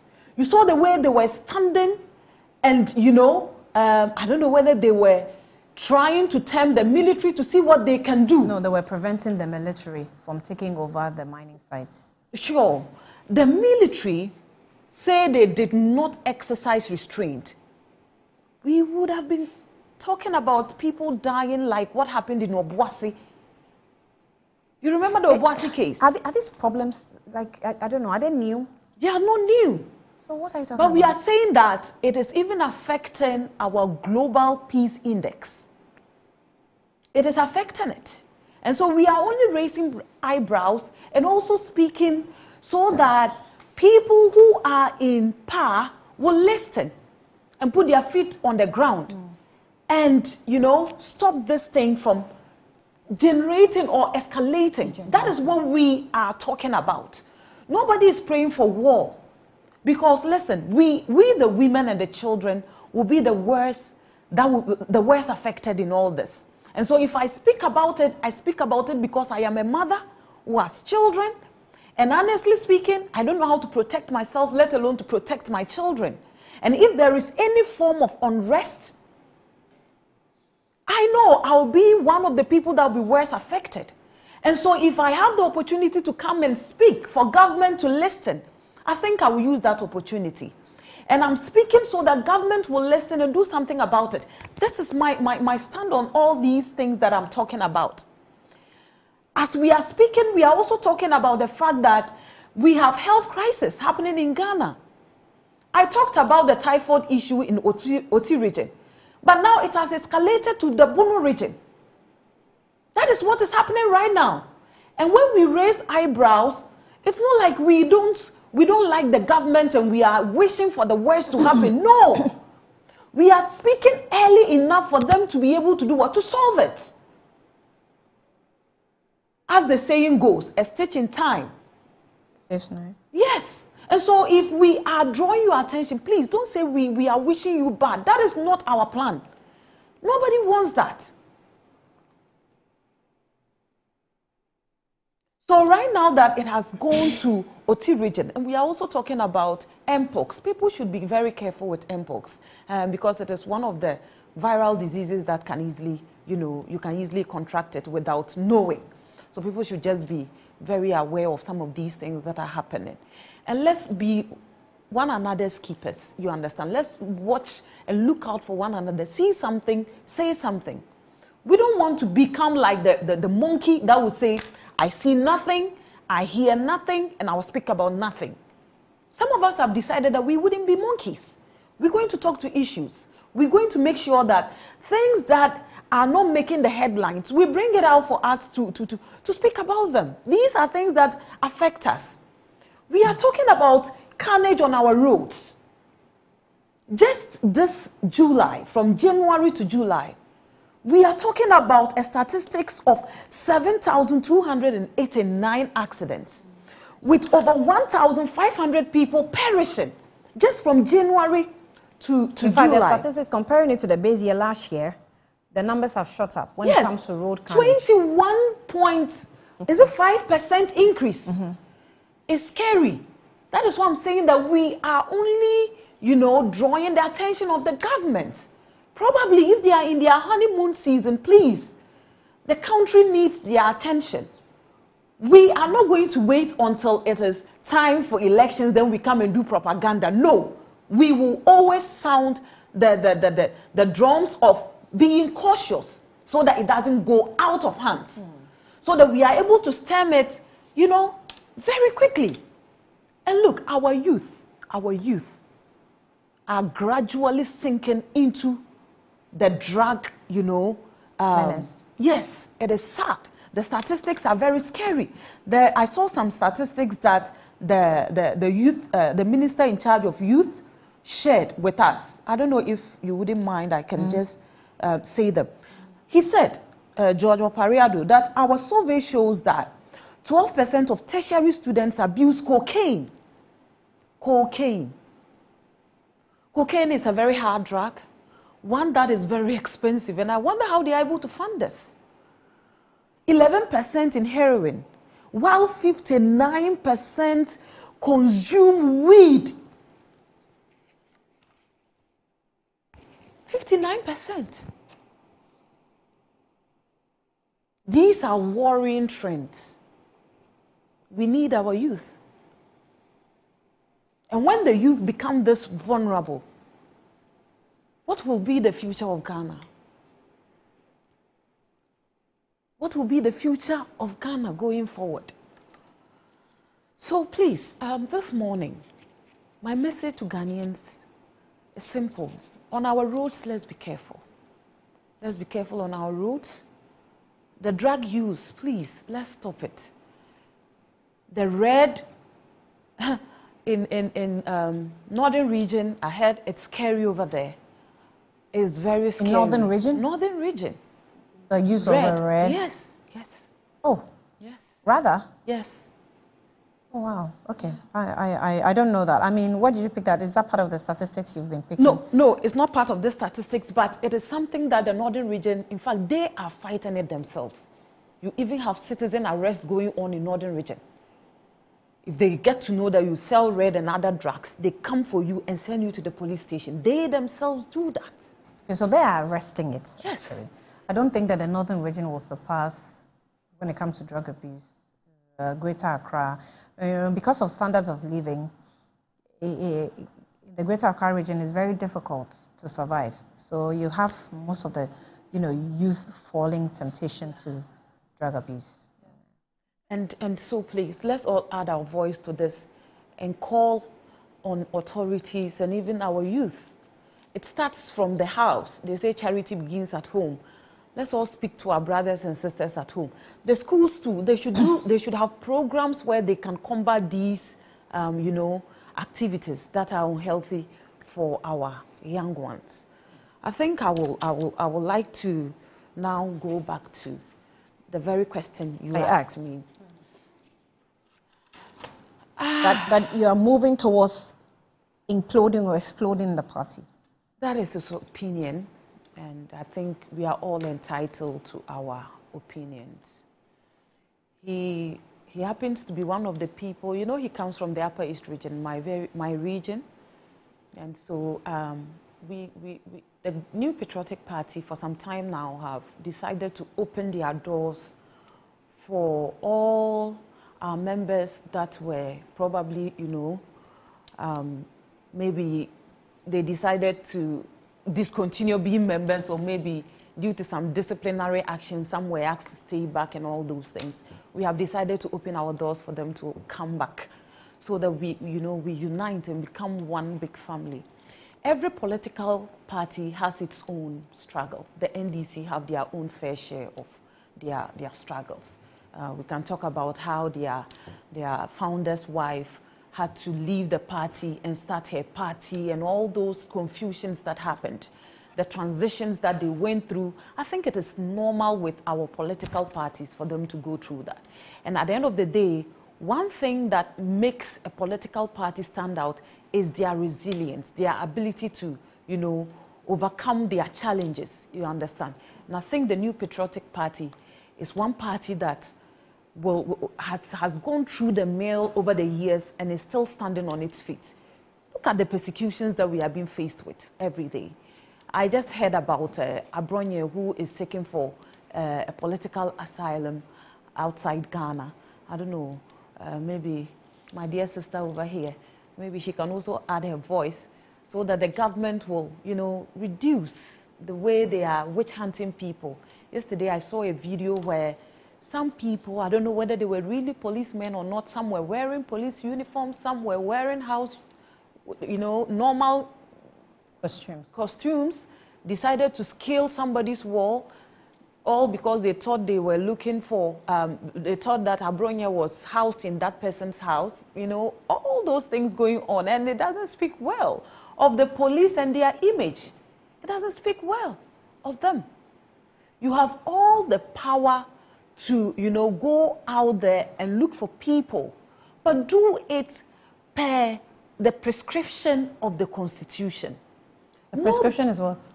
When you are looking for, you know, we have so many ways of arresting people. You don't have to scale somebody's wall. You didn't come knocking on the door for them to open, and they said, I'm not going to open. Is that what you think? I think so. Is that what you think? That is what I think. So what you think, is that a fact or the truth? Listen, as it stands, I can't say it is fact or truth, but all I saw was that the police... I think we're trying to box national security in a certain... No, these people were wearing police uniform.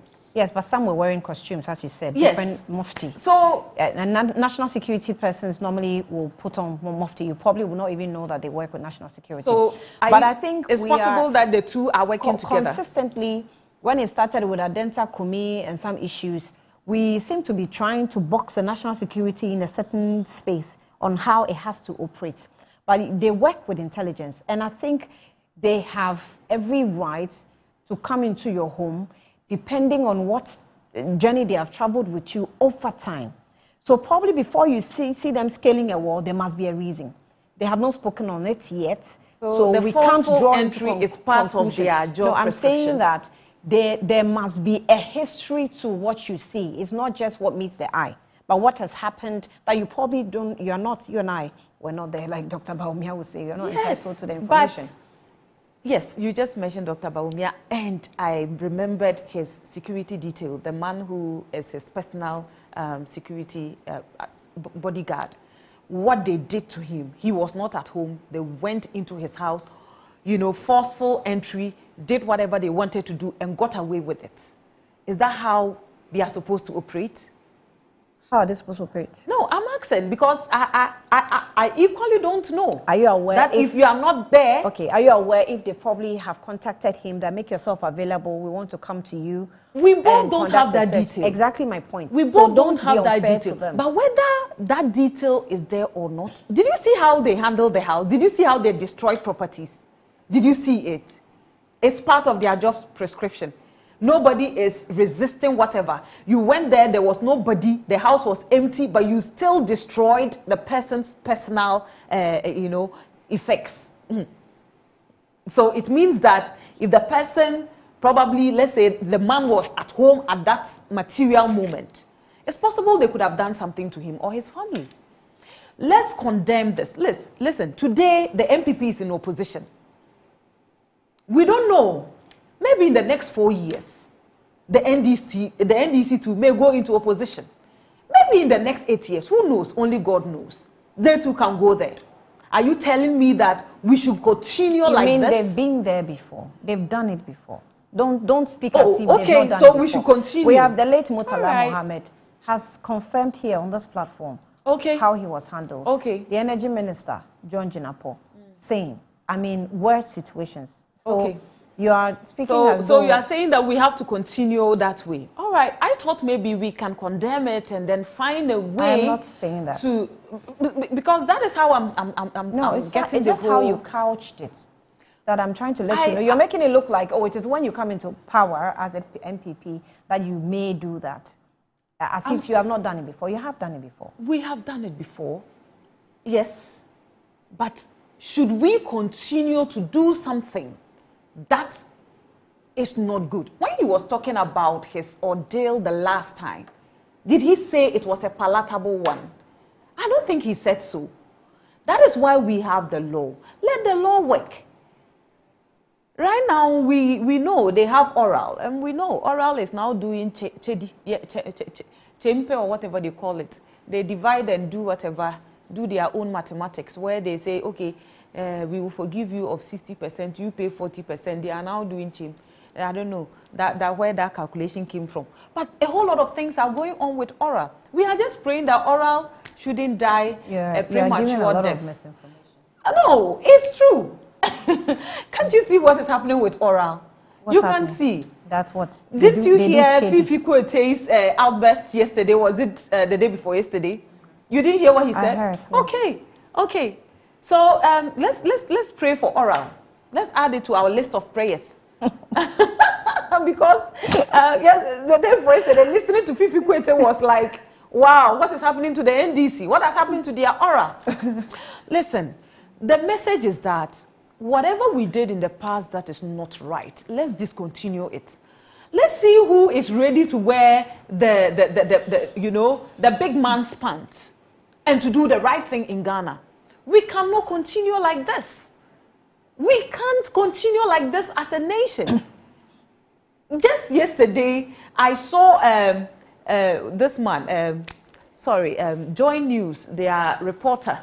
I went through his Facebook wall, and he was lamenting that right now, when you arrest somebody, they will tell you that there is somebody at Jubilee House who is asking that they should release them. Then before you realize, they release the person, and that if we don't do something about it, the situation is getting out of hand. I say, hey, this man, you are now crying for who to listen. Who is going to listen? Those who were fighting Galamsey are no longer fighting Galamsey. Their mouths are full. They are observing table manners, as they will say. Nobody is talking about Galamsey again. We wake up every day and it's like everything is normal in Ghana. Nothing is normal in Ghana, as I already listed some of the things that we are going through in Ghana. So even though the MPP has its own journey to follow, I think let's prioritize the issues that concern the ordinary Ghanaian. The MPP will always find a way, to come back stronger than before. The MPP will always find a way to rebuild themselves. The MPP will always find a way to win back power. Because look, without the MPP in the history of Ghana, there are a lot of things that we wouldn't have achieved. And I will always talk about parity when it comes to education. Parity, gender-wise. I will always talk about it because it excites me. They say if you educate a woman, you educate the whole nation. And so anytime I talk about education and I remember what it did for the female child of Ghana, I always get excited. So the MPP will come back and we'll make sure that we keep making Ghana better. All right. I'd like to say a few things. Okay, you have just some 5 minutes. I'll give some 5 minutes. This morning, I came across a post from the Honorable Nana A.J. Bafo Ewia, who is the MP for Menchia South and the Vice Chairman for Subsidiary Legislation and member of the Constitutional and Legal Affairs Committee of Parliament. His post read, "If the NDC is settling scores, they should let us know. Why do they keep making reference to Charlotte Osei?" My response to that post was, to say this by an honorable member of parliament suggests that there is a score you left behind. Do you accept that you left a score in the first place to be suggesting the settling of same? I ask. Are you conceding that the score you left behind was bad and should require no settling? Or was it a good score? In that case, if settling, can settling a good score be deemed as bad? Honorable Member of Parliament, the NPP must indeed redeem itself, and really, truly, because we just don't understand what they are doing. This was my response to the Honorable Member of Parliament. And Tabitha this morning has just confirmed this posturing from the camp of the opposition, decimated opposition New Patriotic Party. The Akwetia by-election is expected to really show the NPP some levels of humility that they can really go back to the drawing table. I'm going to invite us again to do a quick comparison on the basis, as I keep saying, of conduct, character, and competence. Look at the conduct that the New Patriotic Party and its advocates and communicators continue to display on national TV. On national TV, a communicator of the New Patriotic Party, in answering a question about the implosion happening in their own internal primaries to decide who should lead the party into the 2028 elections, decided to go on a wild goose chase. He went on to say, to the hearing of everyone listening to us this morning, that she has heard prophecies that Ghana is going to go into a civil war. How unfortunate, how irresponsible, how unbecoming of patriots. But this is the conduct and the character. And you know what? I believe Tabitha. I choose to believe Tabitha because the party that Tabitha is representing this morning has a very checkered history with regards to what they choose and elect to do to their opponents. The antecedents of Tabitha's forebears, we know in the history books, come from a bomb-throwing antecedent where they attempted to bomb Kwame Nkrumah. Do you have evidence? The antecedents of that tradition is the group of people who attempted, and their agents and assigns, to kill Dr. Kwame Nkrumah. Do you have evidence? In fact, do you have evidence? The beneficiaries of the 1966 Do you have evidence? Did you have evidence of a civil war? Safe to say that it was coming from No, a prophecy. I'm only telling you what people are saying. Okay, I'm also telling you what people are saying. People have said that the antecedents of Tabitha's party connived and connived with CIA to oust Nkrumah from government. People have said that it was they who became the beneficiaries of the 1966 coup. People have said that the antecedents of Tabita's party are those that actually halted Ghana's forward march to development. They are the ones that brought violence into our politics through the violent overthrow of Dr. Kwame Nkrumah. People have said so.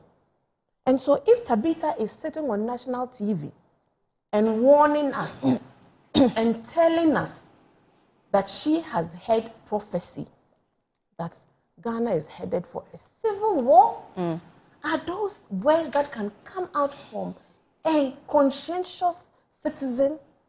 Ghana, today's Ghana. Okay, your time Let's is up. reset Ghana. My time cannot be up. 5 minutes. I Even gave if you I 5 have minutes. to take some time off the next topic to deal with this matter. Because you asked her a question, and this I came to speak about happenings in my party. And then you asked her a question about happenings in her party. We hadn't started talking about your tabled conversations. And she went on for like 10 minutes on responding to what I've talked about. So even if I have to take some but it's time, a good thing. Pardon me. But it's okay. It's a So good let's- thing. so let me I'm sorry. It's a good thing Yes. for her to identify the wrongs happening So around. if we think, because if some of the we talk- issues she if mentioned we are real. talk- Okay, You can so then respond let to me them. respond. That's why I'm doing that. Thank you for your understanding. So we know the history. I've not understood you. We know the history of sabotage from Tabita's antecedents. So if today Tabita can sit confidently and say that this is happening, I would like to call on the IGP and the security agencies to not take these claims lightly. Because perhaps Tabita is standing on a stone.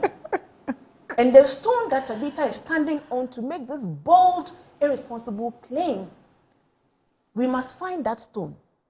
And she And can we only should give know us the where to sources watch. because she said prophets. So I'm saying So she that- can direct the police to the So prophets. I'm saying in the history of sabotage, from people say that they can get their own prophets to come and say things and then they'll go and do those things and blame them on the prophets. Let us be responsible. Ghana has been a safe oasis within the sub-region. We must not be seeking to destroy that image. There is continuous recognition that these pockets and these statistics that she mentioned, they didn't come from air. The Interior Minister, a transparent and accountable government who does not run away from the challenges that their country is facing. When the president, do you not know that had it not been for President John Dramani Mohammed's direct intervention in the Tona Caliber matter, it wouldn't have been what we are talking about? Do we not know the kind of intervention His Excellency had to ensure that the Gonja overlord, whose son was murdered in the conflict, would agree to a ceasefire? Do we not know that immediately the president arrived, he sent his Interior Minister, Honorable Muntaka, to quickly go to the place of the conflict and sit with all of the parties to bring about calm? That is a responsive government, a responsible government who does not run away from problems or challenges, but who confronts those challenges. Okay, Sharima, I will have to take a break. Speak about just 1 minute about the issue of character and competence. Tabita spoke about the road accident. No one should lose their life as a result of accident. Are we not here when they told us that they have constructed the most kilometers of roads in the history of our nation? Where are these roads? Has asked a question, which is a very poignant question. In 8 months, upon your exit, every region, every community is crying for roads. You yourself know the deplorable state of our roads. Where did the money go, Tabitha? The roads you constructed, did they fly away like the excavators flew away? Where are the roads that you spoke about? Excavators are flying Please, under your do watch. not insult the sensitivity and sensibility of the Ghanaian public. I am happy that when we finish our conversation, we always defer back to the right-thinking public that is listening to us. The same public that yet again returned a verdict of no confidence in New Patriotic Party at the Akwatia election is the same public that would always decipher amongst which group of people mean this country well. Tabitha says that they don't mean bad for this country. In fact, they mean bad for this country. Tabitha said that to point out the failings or the challenges, because an MP was asked directly, and he says that he does not want an MP. He does not want the Mahama government to succeed. A former MP. He's a former MP to succeed. I, a member of the NDC, I wished that the NPP had succeeded. Had they succeeded, we would just have been building on the foundation. I would never, ever speak publicly or even in private that I wish the NDC or the MPP to fail. I don't wish the NDC to fail. Even in their irresponsible opposition, I don't wish them to fail. Even in their implosion, I don't wish them to fail. Because democracy will thrive when we know that we always have an alternative. You see, we cannot expect voluntary unselfishness from those who wield power always, because power can corrupt. And absolute power does indeed corrupt. So the internal logic of democracy expects a recycling of different traditions, so that when you come and you misbehave, you'll be voted out, and a new party will be voted in. Talking about resilience, she even mentioned about experience. The MPP has not walked the path of the NDC to even compare itself to resilience. Do you know? Yes, NDC has had multiple breakaway from Guzi Kano. From Guzi Kano, who is today back in the fold of the new NDC, isn't it? And today, Guzi Kano is the head. Members of the Reform Party have come back into the fold. From Dr. Obeda Samua's party, who broke away in 2002, came back in 2011. Honorable Bizidi was the secretary to that party. He's today MP on the ticket of NDC. Back into the fold. The Honorable Emilia Arthur, who were all members of the Reform Party, have all come back home. Even Nana Kunedu Ajimam Rawlings, unfortunate breakaway after a contest, a primaries, just like they've experienced with Alan Chamanting, and even some time ago with Charles Rekubrobe. Members of Nana Kunedu's party, Kofi Adams is today a sports minister. Several members of the reform group of Kunedu's breakaway party have all found their way back, apart from one or two who have gone to pitch camp in the camp of, what is his name? The former PR of NPA, the young guy, what's his name? Gas. Of Ghana Gas. Owusu Bempah. Owusu Bempah. Who followed his stomach and went to join the New Patriotic Party. I know, because at that time, during Fonka Games, I was at City FM and Metro. But was also a member of the NDC? He was a member of Fonka, yes. Oh, but he was a member of Fonka, but that doesn't mean... It was a breakaway group. He was a member of the NDC, and they all broke away to form Fonka Games. I said that I used to interview them almost on a daily basis on Point Blank. So I know he was not a member of MPP. And he did not jump from any party to join Fonka Games. So the point I'm trying, he joined Fonka Games from the internal, after the fallout of the primaries. I'm saying that in terms of resilience and you are giving my sister a lot of time. In terms of the ability to recover, they haven't walked a mile yet. And today she concedes that experience matters. Okay, so I'll have to look for money. Yes, let me take a break. Finally. So the conclusion is that... No. I'll take a break. Don't worry, you can even take my I'll take a break. next When time. I come back, so I'm sure... NDC has shown the power of resilience and recovery. Okay. They must think of how to bring Alan Chamantin back.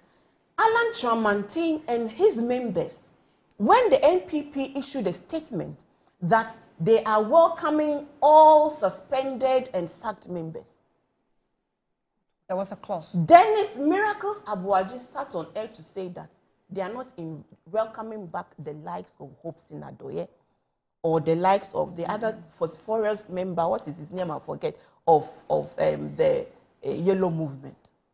He said they are not welcoming the likes of the Solomon, statement, that they are not welcoming. But the statement had a clause. Is that a party that was not welcoming those who have resigned? If you've resigned, is a different matter.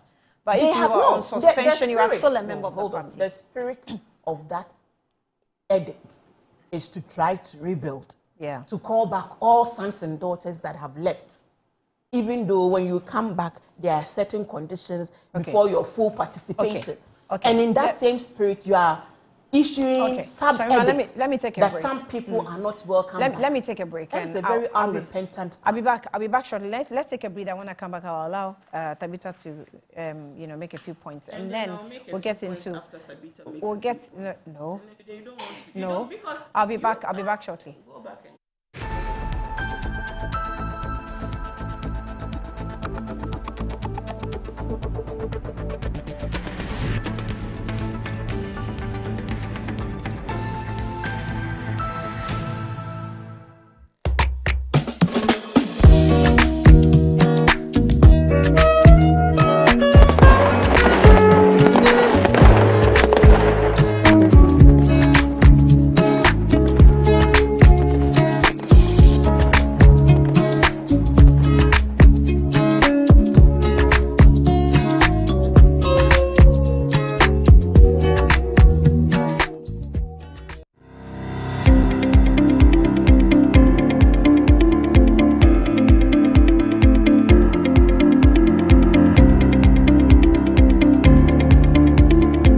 Ebusiafo ye mama kwaba eba Children's Palace. Nkwala nyema nyina fie enye.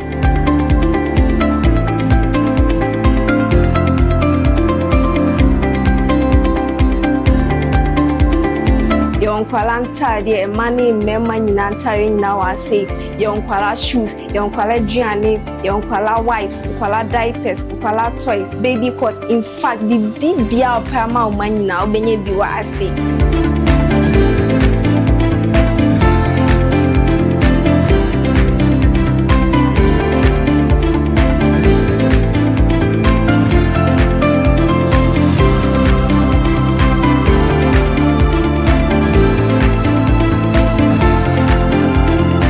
Located at East Legon Hills, Nana Chrome KFC. Contact us on 059-6377-172. Children's Palace. Happy children, happy fashion. See you soon. Bye-bye.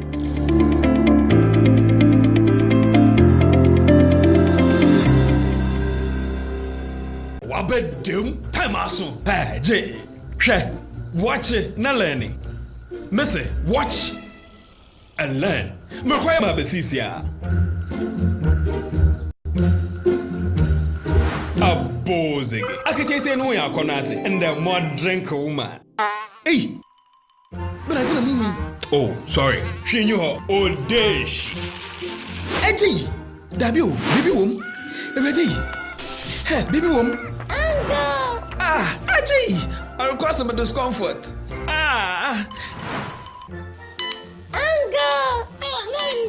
Sorry, well, uncle, where would the dad? Why your funeral? At to phone for Aerofield Trading. Sorry, it killed them all. No mum share Nanda Daya was mosquito call is to do woman. Na say spray with them musa. Try sima a dronum and sana ko dynamo. And Kratoi FDA Ajatum.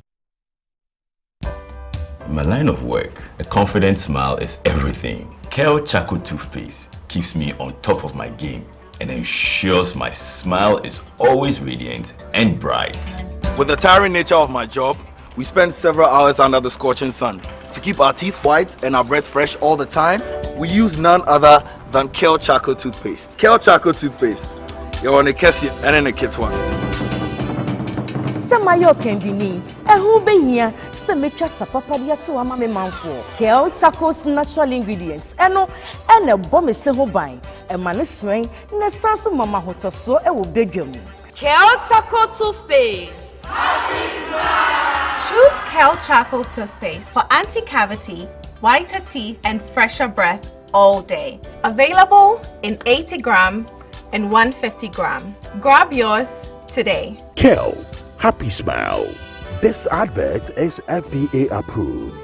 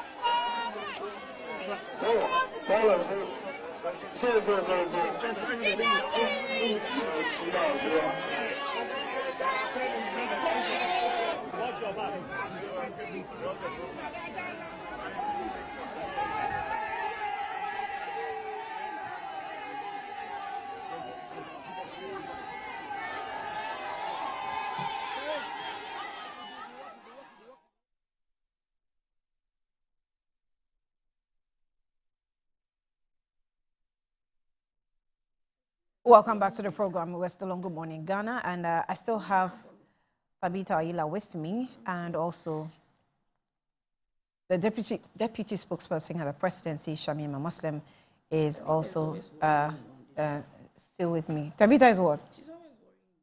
When I come and say that I'm coming to be holy, that is the day she will come and and provoke me. Me, I say I'm coming to be holy. I'm coming to talk about my issues. Then Tabitha will invite us to do. Maybe she has seen some wrongs and she's drawing your mind. Wrongs. You are also adding to her question. Meaning wrong. Wrong again. She has finished seeing the wrong part. So has she finished seeing the wrong part? No, she actually said, let's focus on Ghana first. After her party, they can solve their internal matters. I heard her. But why are they fighting in our faces? So you see... Well, they're not fighting your business. It is you who is minding their business. They are not minding their business. Mind your business and leave their business. Hey, have you read some of the comments? Yes, I have. Oh my God. Annie, I think she's done with her time. Yes, probably I am. It's my turn to also have a little rebuttal. Honestly speaking, when I was listening to my big sister over here, I was a bit, shocked the way she decided to approach the whole thing. Listen and listen to me again. There is never going to be a day where I will ever wish that there is war in Ghana. Never, ever. To what end? What will I get from that? I already told you how vulnerable we are. To the extent that I said, as a mother, I can't even, protect myself, let alone protect my kids. So it is the last thing I will ever wish for. And so I was only, trying to caution government. I was only trying to draw government's attention to issues that are, happening around us. So you know more than government. You know more so than if government is so much aware, not necessarily, and is doing virtually, because honestly speaking, I was thinking you were going to rebut by telling me the things government has taken on the issues I have raised. Which issues did she raise? She raised the issue of security. She raised the issue of health. The typhoid issue. I talked about so our you youth. Didn't hear about the president deploring. You didn't hear me mention about Ghana Police Service. That one you said. Hajia, being responsive to these conflict please, situations. Let me have what my else time. do you want to Hajia, you said? Hajia, see, please, take it out of your mind that I wish your government to fail. I Ghanaians. never ever No, wish we that. believe you. Because if you look at the poverty When index people show in Ghana, who they She are, only made reference when people to show you who they are, because believe if them. what will be my When they tell you motivation who they are, for believe them. Tabitha, praying we that believe something you. of This that sort morning you ever said it. happens? We believe you. You don't Let like me tell the you that NDC I come and you want from the government the to part fail of because your Ghana MP said where majority of Which our is very people are myopic. poor. And To so, actually want honestly ill speaking, for your country I'll be because the you're not in last power person is to very ever myopic. call for any form of unrest. That's what you have just amplified. Please, On let me national have TV. my time, please. Just say sorry. Please. You've amplified it. No, on you national can't put TV. words into my No, mouth, you said and you perfect. cannot also gaslight me like this. You understand? Please, let me have my time. Listen, and that is why I want to, take my time and let you understand my stance on this. When people did not cease because the person said so, I saw a news item of this man, Bishop Y.J. Edu, who said that civil war could erupt if Galamsey is banned without regulation. Did we fall into pieces because he made this utterance? He was cautioning government that if you even try or if you stop Galamsey and you do not back it up with regulations, it could lead to a civil war. He was drawing government's attention to something that is possible, that there's a probability that it will happen. And so, since when has it become a crime for somebody to alert government? That is look, it is possible if you do slogan, not look at this thing again, it could, escalate to this. And you're calling on the IDP, making a whole, out of something that they are cautioning you. Please. Repent too. Know the difference between a caution and, somebody making an emphatic statement. I never made an emphatic statement. 2016 elections. Ronaldo made a statement in, I think it was Peace FM Studios, and he was making reference to the Arab Spring. And he sought to make a statement, pertaining to the young man who let himself due to the hardship in the system. And he was, I think trying to justify the fact that if anybody, raises issues and tries to go that violent, it means that the system is just not supporting that person, and that could erupt into something else. But that comment he made did not go down well with a lot of people. It's suggested he was pushing a certain narrative that if someone lets himself because there's hardship in the system, I don't want to belabor this point. It is not. Listen, I don't want to belabor this point. I just wanted to make the point clear that it is something people are envisaging. Yes, but do not So, overemphasize. I don't think it sounds enough. We can decide. Okay, so let's drop it. Thinker, as I said, I will not belabor this point because there is no need for that. So what you want to say is that we're sitting on a time bomb. Good. So, fine. For lack of a better word, let's put it that way. Now, let's move on.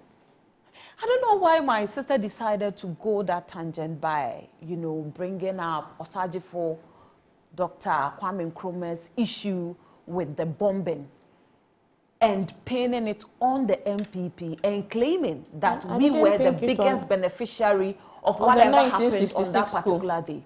On 1966 Look, school. Let's not go that tangent. History is there to guide all of us. This very statement you made, you don't have any proof whatsoever to back it that it was the MPP that was behind it. Did you hear me say MPP? Drop this particular narrative and let's move forward. Yes, please. But then listen, when we come to look at killings that have happened under the watch of the PNDC, NDC, we have a lot that we can say that you are directly linked to. Okay. But you see, there is no need to go back to issues that do not bring any form of development to us. Right. There were a lot of things that she touched on that, please, just give me some time to also talk about them. The road she was talking about, that if we had, you know, constructed a lot of roads, or if the roads were really motorable, those statistics wouldn't be staring at us in the face. But you see, you have made a false statement. A false statement because there is nowhere in the report where they pinned all these accidents to bad roads. There is nowhere. There is. I said You're all. very selective. No, but there is. I said all. Bad roads was one of the factors. That is why I said all. There's reckless driving. There is reckless driving. There is bad roads. Many, there is bad also roads. where Drunkenness the of cars drivers. themselves are not in a good shape. There is also instances where, you know, accidents happen. There are a lot of reasons. But that does not still mean that we did not, you know, build more roads, or we didn't build more roads. We did. The statistics are there to show. The statistics are there to show. And She's you not did- saying and- you're handing and- over notes. and you If did such you're a poor handing job. over notes, you can go and Then you send did- to them. then you And did if you such have a seen poor- any you road caused that we huge captured, that financial we have loss. done, In that my we did area, not do, they you can bring constructed them. a certain But to road make less a than 8 broad months, message, the road to was make a back to broad factory message settings. that if we had indeed, you know, constructed those roads, all these accidents wouldn't have happened. It's actually She was a making falsehood reference that you are quality peddling, of and you need roads. to drop it. Okay. All right. You see that? Okay. Let's deal with this Yes, matter. madam. It's quite important. If we're talking about progress, and it has to do with education. So multimedia actually came out with some documentary exposing a few serious matters coming up within GES. And the full video, it says a dark world of BECE documentary reveals how GES officials colluded with candidates to cheat in exams. And I've personally always had a problem with exams cheating. And sometimes, or largely, we blame it on the students. Trust me, the people in charge are equally guilty. If you go to WAEC, if you go to GES, if you go to BECE, exam organizers, all kinds of things happen. So the 2025 Basic Education Certificate, BECE, and all important gateway to secondary education had been rocked by one of the most disturbing cases of institutionalized malpractice ever uncovered. Now, a Joy News hotline investigation led by Ghana Probes Francisca Enchil reveals how some officials of the Ghana Education Service, alongside supervisors, head teachers, and invigilators, transformed the sacred national exercise into an organized crime syndicate, trading academic integrity for financial gain. At two examination centers in Accra, Derby Avenue RC Basic School and St. George's Anglican Basic School, investigators found shocking collusion.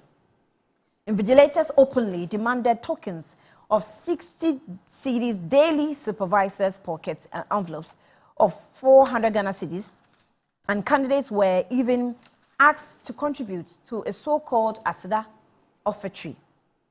Instead of vigilance, supervisors acted as lookouts, warning invigilators, however, WAEC or national security officials drew near. Now, teachers and head teachers, despite being barred from exam centers, moved in and out freely, bribing officials and sometimes directly feeding candidates answers. Candidates smuggled mobile phones into exams halls, some using artificial intelligence to tools like ChatGPT, GPT, to generate answers. Handwritten and printed solutions were distributed, with some invigilators dictating answers aloud. The expose had triggered outrage. The acting Director General of the Ghana Education Service, Professor N.S. Kofi Davis, has warned teachers face dismissal if caught.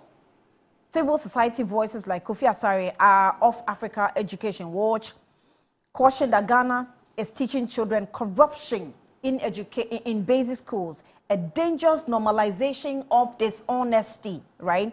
Now, GES has also responded with a brief missive to the public. And it says that, let me just try and see if I can read excerpts of it. Allegations of malpractice in the 2025 BECE. The attention of the management of the Ghana Education Service, GES, has been drawn to reports of some sections of the media, particularly Joy News TV, of possible screening of alleged malpractices in the basic education certificate examination in some schools. Now, the GES wishes to assure the public that a copy of the full documentary with the original transcripts will be obtained and scrutinized immediately after the full-scale investigation would be conducted into the allegations. Management reiterates its absolute aversion to examination malpractice. Cheating undermines the integrity of the education system, destroys meritocracy, and produces graduates who lack the competence required for national development. Management has the support of the Minister for Education, Honorable Haruna Idrisu, and the GES Council to sanction any official of the service teaching or non-teaching found to have been involved in aiding or abetting cheating in examination. Now, such persons, if found guilty, will face severe disciplinary action in accordance with the law and established service regulations. Management assures all stakeholders the GES remains committed to upholding the integrity of examination and will collaborate fully with WAEC, national security and law enforcement agencies to stamp out this menace. It's signed by Daniel Fenyi, Head of Public Relations, GES.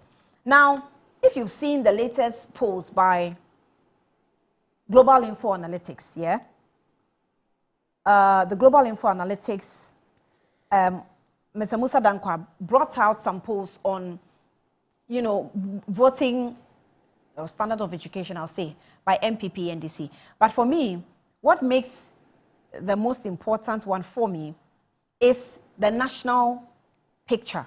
Okay, the national picture.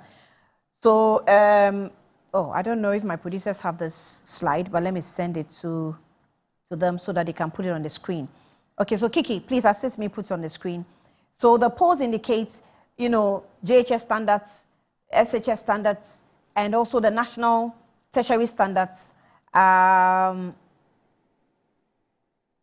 The key to the slide or to the bar charts, it has national polls represented in red, NPP delegates represented in blue, and the NDC delegates represented in green. I'm doing my best to put this together so we know that the education thing, I don't know if even those scoring high marks, do they have the right education? Because education is not just passing out. Do you know what you have learned? Do you understand? Can you apply? Right? So you see that in the national polls, SHS leavers is high, represented in red. And they are, I think, 40% for SHS level. For tertiary level, it represents 31% and all that. You see that the debates seem to be lingering around MPP, NDC, just MPP, NDC. But the slide I have is, it has the national representation as well. So those who go and vote, Global Info Analytics has done a research and has told us how the standards of education of the people who decide for you in terms of voting, the level of education they have. So in terms of the national level, tertiary 31%, NPP 28%, NDC 22%. Secondary level, national level has 40%, NPP 19%, and NDC 37%. With JHS level, NPP scores high with 45%,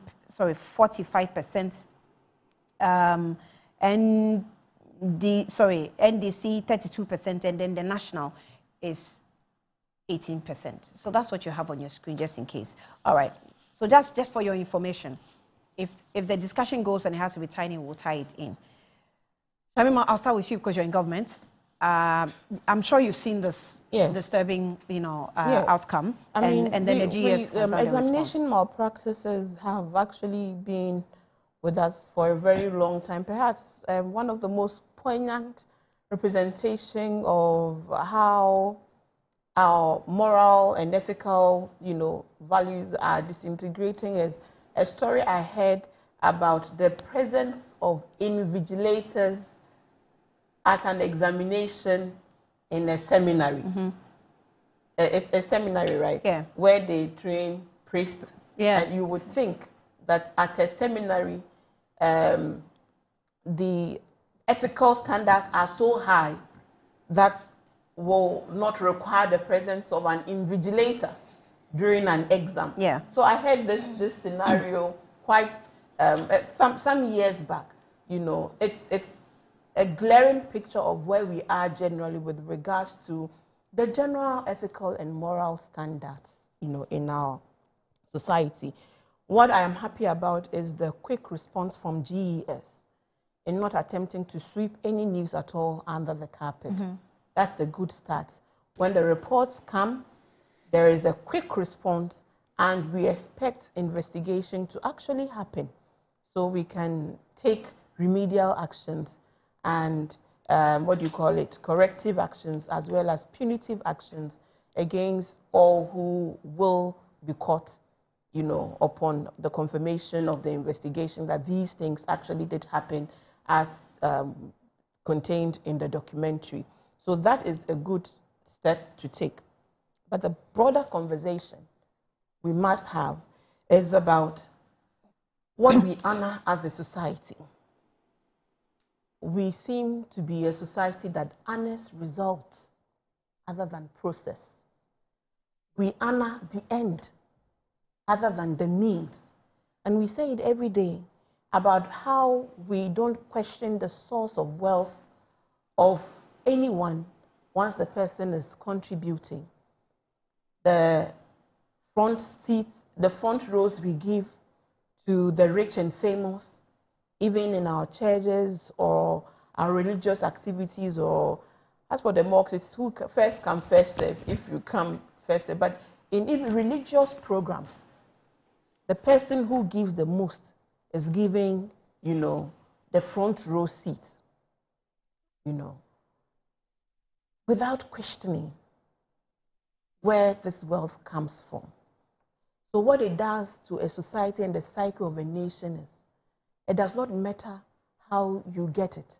Get it and then get your respect in society. That conversation must be rehad.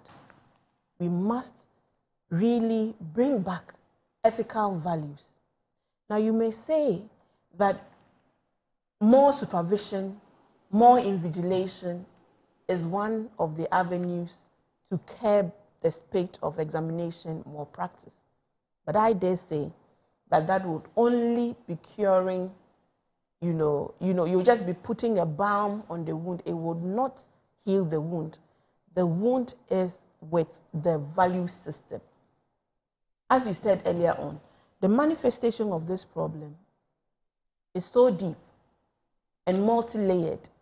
So it's like collusion and connivance at different levels, from the GES official who would leak, or the people who write the questions who would leak, to the schools even, who are in competition to announce that they got 100% pass rate, an 80% pass rate, who would also turn a blind eye, or who would actively seek to procure, examination questions and prepare their students in order that the school would be said to be amongst the top schools. To the invigilators in the class, to the teachers in the class. So the levels of collusion that has to take place for these malpractices to continue to happen indicates a big problem. A big problem of a departure from ethical standards, which we can only cure from the base. You see, because again, children practice what they see.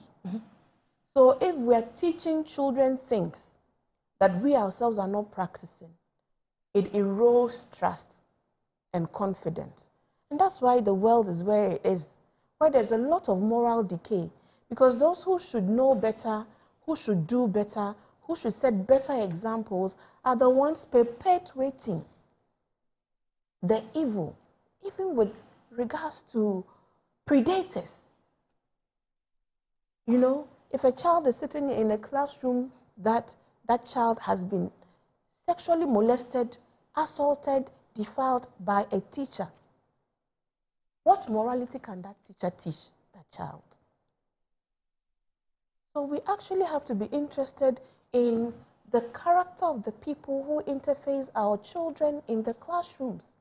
Look, I think there should be Sharima, a deeper measure of character not to than cut you. passing examination results, this even to is, qualify as a teacher. Let me pick this message from my lecturer, executive director for Gami and Gami.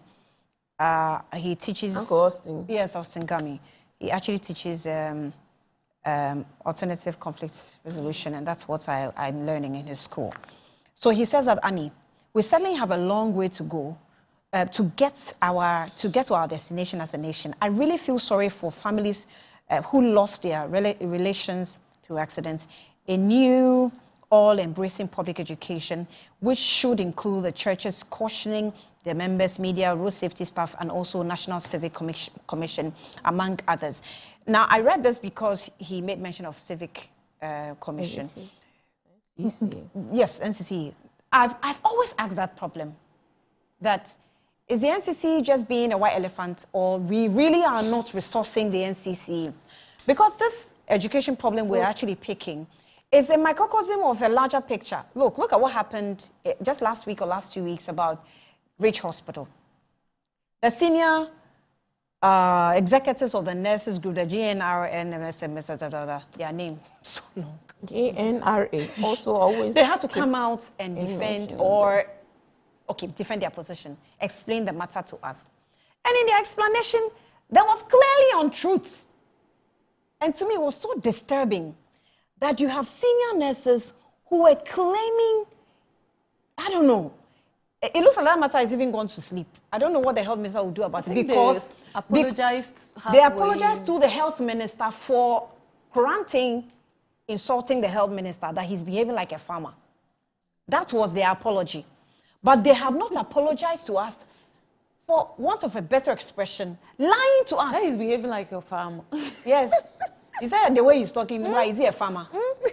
and they felt the public backlash. So they had to, go and call the health minister and apologize to him. And I liked how Honorable Akando actually managed the matter.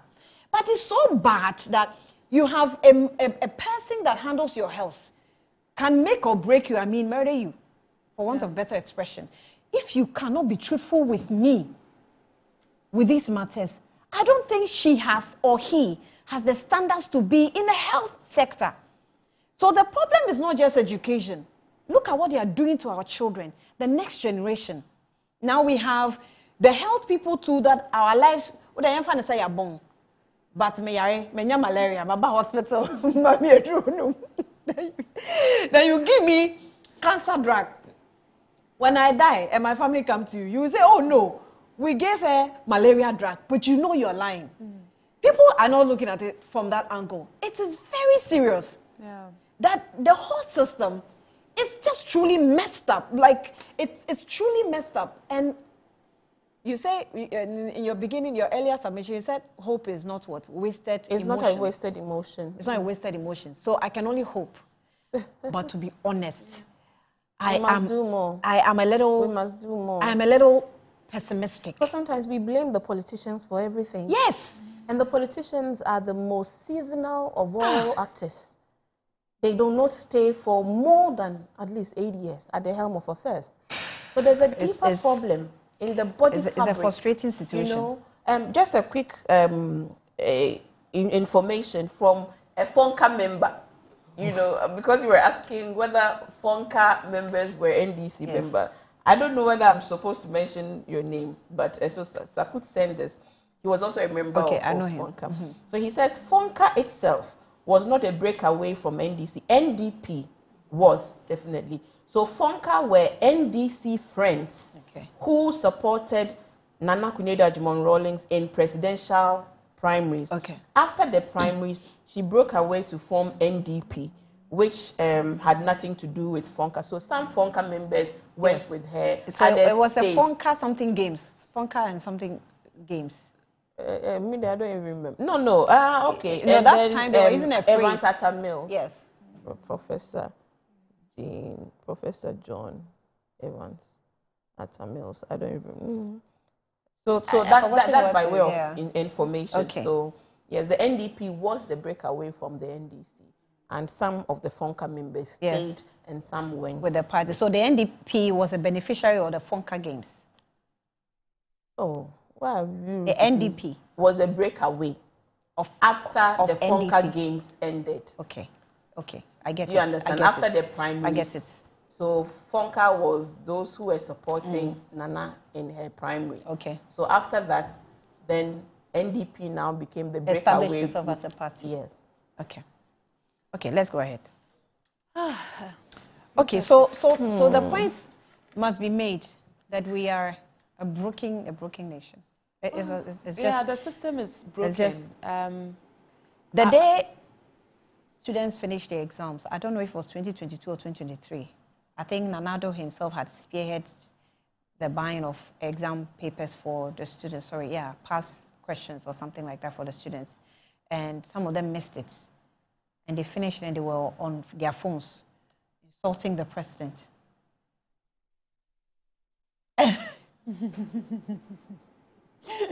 It's not easy.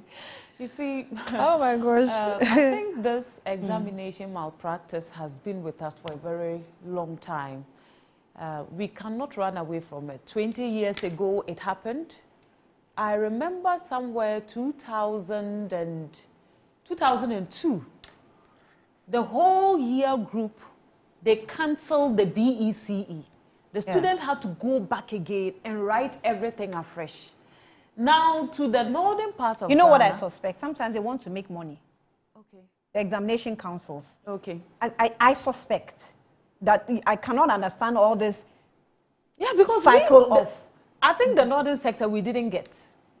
I remember the games. The games was get at a Mills elected. It's my time. Elected. So FONCA was Friends of Nana Kunedo Rollins. Yes. Games was get at a Mills elected. Yes. So FONCA games. Yes. We are done with FONCA, please. Please, my sister, go ahead. You have to apologize. She was trying to apologize. I'll say I'm sorry. So you see, Shamima, if you will say I'm sorry, I'm sorry. You're actually doing the math. I was actually talking about the BEC and the history we've had with. We have a long history of exam malpractice with them, and I think my people will say when the drama changes, the sound of the drums, the dancers must also learn to change the way they dance. If students have become sophisticated or cheating has become more, has improved or evolved over the years, I think they should also find a way to mitigating some of these things. I don't know how they are going to do it, but probably they can have big exam centers where they install cameras and other things just to, manage these things. But the northern part of Ghana, I will tell you for sure that most of these examination malpractice, we don't experience them there. They don't get involved. Oh, no. A lot of the times, no, we don't get anything. Our students will finish and come out and hear that there was a leakage. By then, everything has been said and done. But I think teachers have a long way to go when it comes to exam malpractice. Some do it with the help of the students. Some actually collect monies from these children to help them. Some who have girlfriends among the students will do this for them. Look, I have witnessed instances where a teacher, a secondary school teacher, has appointment list for girls, those who know they are not confident enough to pass, to come and meet them at guest houses. Oh, wow. Oh, yes. Oh, yes, they do that to the girls so that they can help them pass their examinations. Do you even believe that terminal exams, people do that? Terminals. In class. In class. They do that with the students. They exploit them. I had some paid 60 Ghana cedis at the end of the day at the end of every paper, they pay 60 Ghana cedis to the supervisors or the invigilators. I think GES and WAEC must put their eyes on the teachers. I know that the students, of course, they will find their way to cheat, but definitely with the help of the teachers. So they should rather, you know, put an eye on the teachers, and the teachers to in turn put their eyes on the students. And that's the only way we can what? Solve this issue. Because if we don't solve this issue, listen, this country, we are actually heading towards a big, big ditch. Somebody told me that, hey, Charlie, one just smarter. I said, look, now we have confused the word smartness with a criminal. It's synonymous with crime. Yeah. People will do all sorts of criminal things, and we say, hey, this person is smart too. At times, I get a bit baffled. I go like, are you for? Then you wonder if you can't understand what is English. Smartness? Do you understand the meaning of the word smart? Or everyone they you chop are for in now website. giving a new meaning to being smart. You are giving a new meaning to being smart. A criminal can never be smart. Let's start calling criminals criminals, and real smart people smart. Don't confuse the two words. And now making it look attractive to be a criminal. You know, today, if you dress up and someone says, oh, you have slayed, or oh, Charlie, you're looking like a slay queen, it's offensive. Really? Yeah, because slay queen is now synonymous with something else. Like, but it originally, yes, as that's a slay not the queen, meaning. Yes, that's not the as for meaning. slay queen, there, a lot of people don't want to hear that. Yeah, but original meaning of slay, it's not that you are something else, but you have fashion, just put together yeah. properly, you know.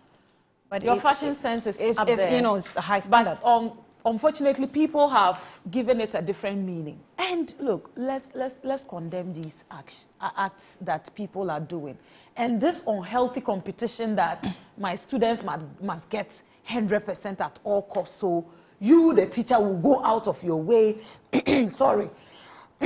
sorry, to you know, get papers and even, you know, write answers and give to these students to copy them in their books. I had a friend who was marking some scripts, and then he opened one script and saw many. Yeah. Yeah, the students wanted to, you know, bribe the examiner, or should I say the one that is marking the script. He kept hard currency in his book and actually wrote behind that, please take the money and help me. Take the money and help me. This is how bad it has gotten to. And I think GES have a long way to go. Another thing they do that is not actually good is, you know, GES, they have to look at the way they pay these teachers who come to invigilate the students. The money they give them is nothing to write home about. It's really nothing to write home about. And you see, money that you give to teachers to transport themselves to go and invigilate these students, you give it to them at times 1 year after they have invigilated. But you see, we have... You see, at times, let's make the place attractive we enough. We have educational institutions that train teachers. What do we call our teaching schools? It's not part of their work. If you contract them to invigilate, you need to pay them. I'm trying to make a point. What? When it comes to teachers, producing of teachers. Training schools. In training schools. The teacher training schools, yes, that's what I always mention or try to remind us of the qualifications we take, the intake levels. In certain professions like law, like medicine, it is very high standard. It's either A straight or nothing, or sometimes A or some 1B. Or the intake standard is really high. In Ghana, most of the times you hear people say, "Ene mami kwa teaching be," or "Ene mami kwa nursing be." These two professions, if we don't take a look at the base, we will continue in this cycle. Definitely. Because a lot of people are going into it because they just want to put food in their mouths, not because they're really passionate about it. So we keep producing, you know, professionals, so-called, that are not really into the job. So we're complaining about nurses. Their calling is not nursing. we're complaining about teachers. Their standards is low because you go into certain schools and you hear the teaching administration style and you wonder, we produce this one as a teacher to teach the little ones supposed to come up. What do you think you'll be producing? You see, when it comes it's real. It's just real. We are producing these results and we expect high standards from them. The cutoff point for taking teachers is good. It's not bad. It's from A to C. It's from A to C. So why wouldn't you say C, medicine? Medicine is competitive. And teaching is not? Not necessarily. The teacher who teaches the doctor? Listen, let me tell you. Are you aware that in Ghana, you may even get a second class, let's say upper, and you wouldn't get to do medicine. But you go abroad, and even with a second class lower, sorry, you can still pursue medicine. It's not, you see, there is always a cutoff point. And where it becomes competitive, of course, they will always go for the creme de la creme.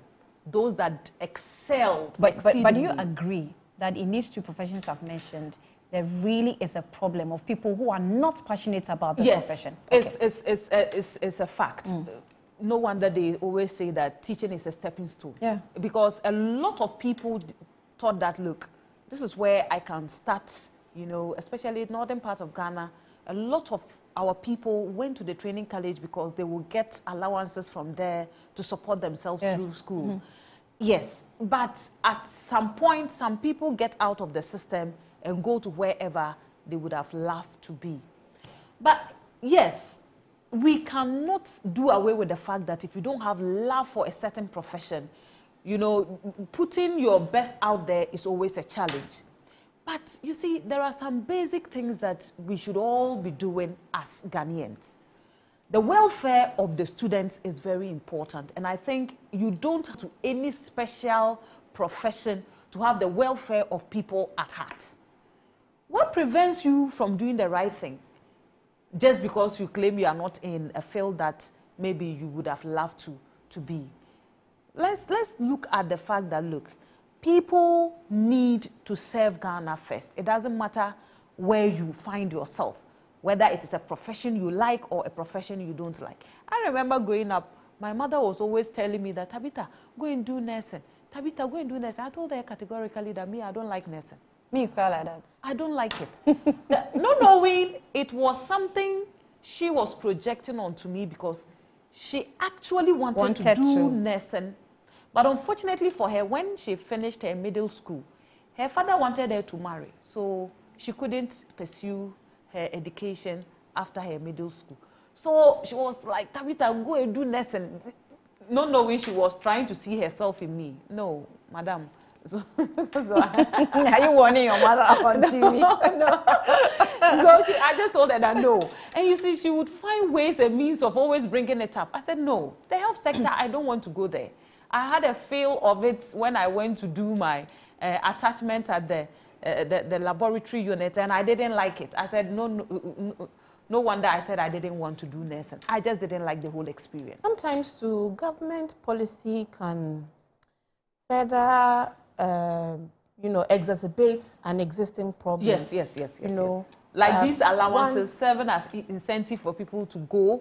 You know, people will just go because government will give me incentive. Government will give me money to put in my pocket. And that's dangerous precedent. Government will give me food. You know, they feed them morning, afternoon, evening. So the deputy minister another thing about the, you know, when the focus on examination pass questions. Yeah. You see, like I was telling you, when we focus on results and not process, then we put in the minds of the people that once they get, you know, because I remember, I think during that, there was a whole program of buying past exam questions. There's really nothing I think there was wrong also, it was also as a result of there's nothing wrong. Well, can I make, if you exercise? No, because I think it was still my time when you came in. You were done, and then I really? oh, not so. Even she didn't finish. I didn't finish, and she jammed, and I kept quiet. Okay. Okay. Because we're having a conversation. Because this matter is not a matter. It's not debate. It's just political matter. I just wanted to draw her attention that it's not a problem. I'm saying that when the program was about deploring past questions, And we invested quite a lot of money. And that was to kind of like cover an existing problem. The existing problem was that as at the time of the rollout of the program, a lot of schools did not have the full complement of their textbooks. The students also didn't have their textbooks. That is a reality. I think we can't dispute that. You know, a good initiative, it was the Free Senior High School. It had its teething challenges, and those teething challenges led partly to the problems, the exacerbating of the problems that we had. Because all of a sudden, we're buying questions, past questions to students. So their focus was basically learning past questions and passing. So what happens? People were now answering these past questions and handing it over to them. And then when there was a leak, it became a problem. You know, I can understand the need of a new administration to show results, you know, on its key policy. But sometimes there are unintended consequences to some policies and programs and the way we roll them out. And I think it's for us now, as a new government, under the leadership of the Education Minister, Honorable Haruna Idrisu, who by all standards is doing a sterling job of bringing all stakeholders together, reforming, implementing the reforms suggested, you know, at the National Education Forum. And we should begin to see some changes, you know, in our educational sector. But once again, my repetition has to do with the teachers and what we, because a teacher, a student is as good as the teacher, even though the home front is also a very important front, because for secondary school level, the children would have gotten there after having been socialized right from primary level. So I'm saying that the teachers at our early grades, our kindergartens and our lower primaries, must they themselves reflect the values we want these children to be learning. I used to complain in my children's school, nursery, the things they were teaching the children at nursery. Their point is that at that level, their mind is a sponge. So, for example, they would teach them the normal scientific terminology, even at nursery level. If it's photosynthesis, they will teach them photosynthesis. The logic of the school is that by the time they get to class 1, their mind would have absorbed it. So don't say that they are too young to learn certain words. Use the words as they are supposed to be used for the subjects that you're teaching. By the time they get into the higher classes, they would have, it would come naturally to them because it's imprint. Yeah. The point is that, so at that low levels, we must be interested in the teachers that are forming the minds and hearts of our children. Let's say for some of the adults, the horse has already bolted. But from the kindergarten level, I want to see an educational reform that is heavy on the teacher training for early grade. And that training must include ethical conduct. And so we are not only reviewing them on examination results, but we are actually also monitoring their conduct and their character to see how they will shape, you know, the minds of these young little ones at the early stage. It's actually behoves on you because His Excellency made a point when he went to Singapore, when he visited the Singapore's National Orchid Grove, that their flower yard. There were some students, they're little, very little, you know, kindergarten type of students. And I think he made a point that we need to, you know, prepare the next generation. And the policies that we need to churn out will have to be focused on the children now, so that we get them ready for the next generation. Even in Singapore, it's a responsibility. It was a very competitive country. Yes. I read that they changed because they removed examination from early grade because it becomes so competitive that children cry because they are second or third or fourth. So the whole thing about learning is to get the child interested in their own learning journey and not compare, because children have different learning competition cycles, mindset. you know. So when you introduce exams too early, it becomes competitive.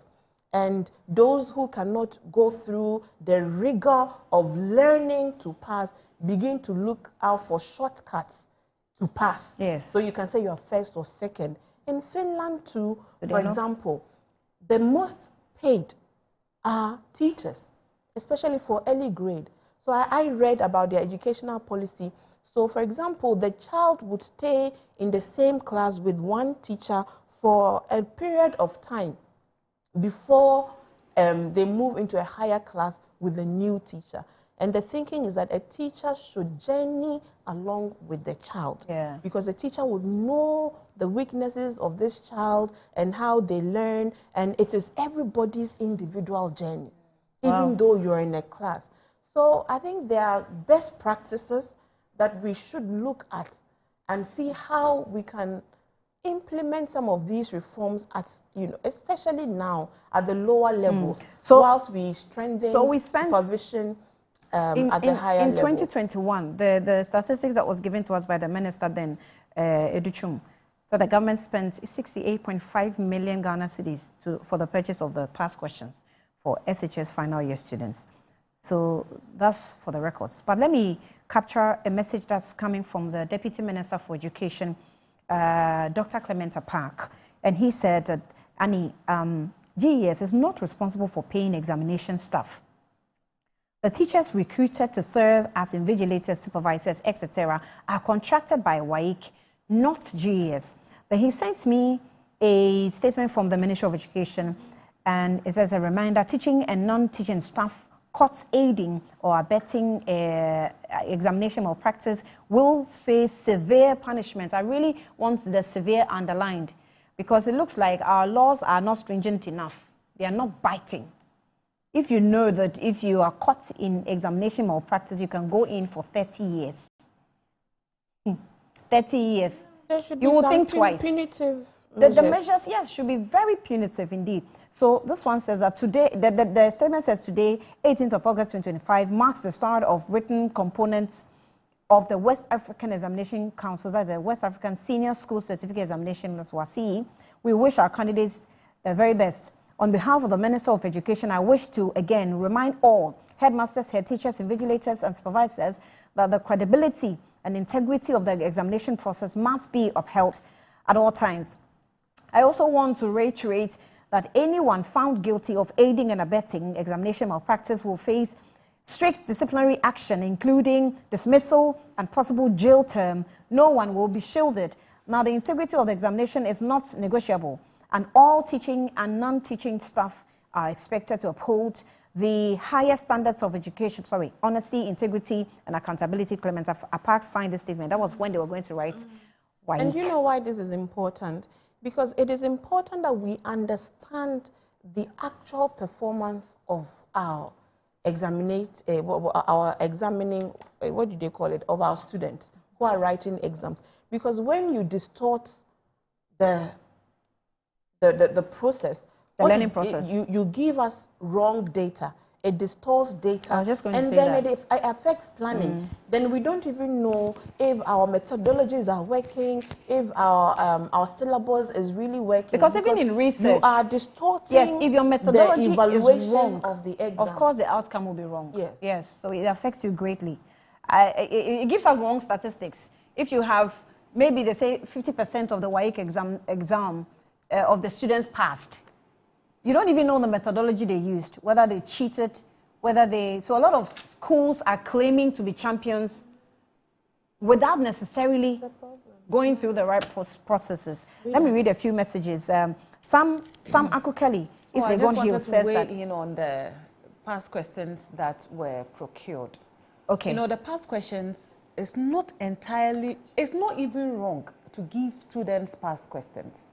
The reason is that after every lesson, don't we give students, questions to try their hands on for us to see whether they actually understood what they were taught?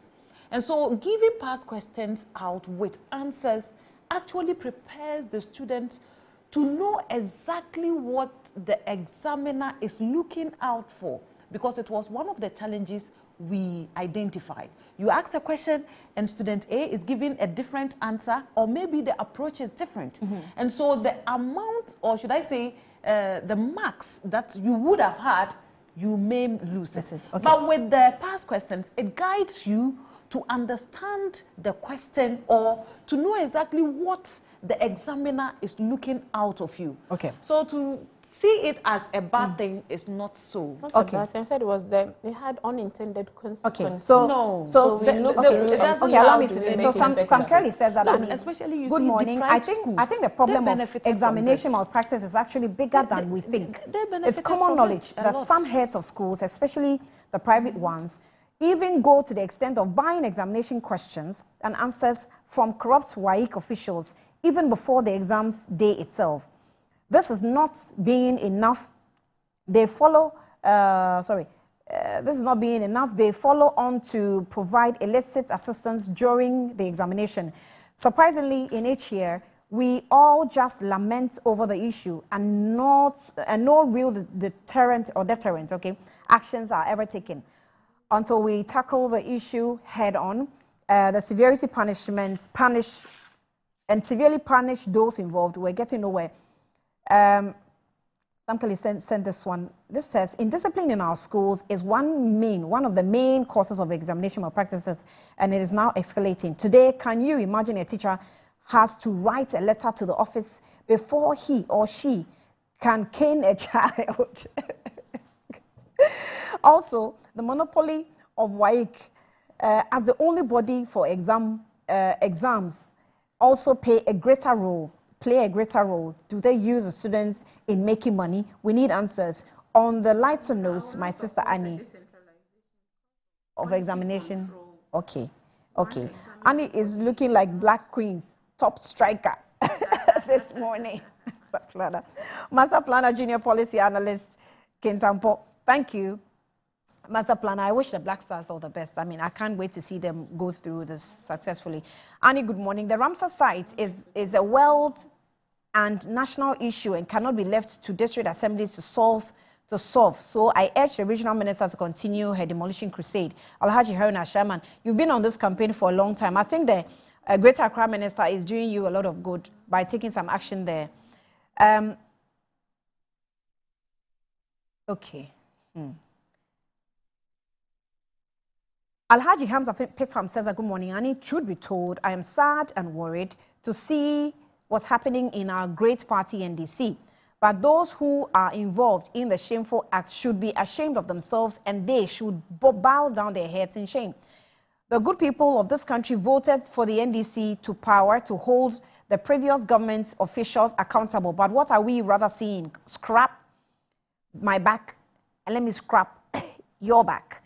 I am so dissipated. Names of those involved in this shameful act should be named or should be put out and shamed to serve as a deterrent to others. I support your call. Hamza, Pick Farm. This is from Carlos. Good morning, Annie. I think the MPP, Tabitha, should be invited immediately. Oh, come on. This is exactly what they have been doing since the inception of this country. They always attach dreams and spiritual connotations to justify acts that end up being crimes against the nation. If Verma War, if Verma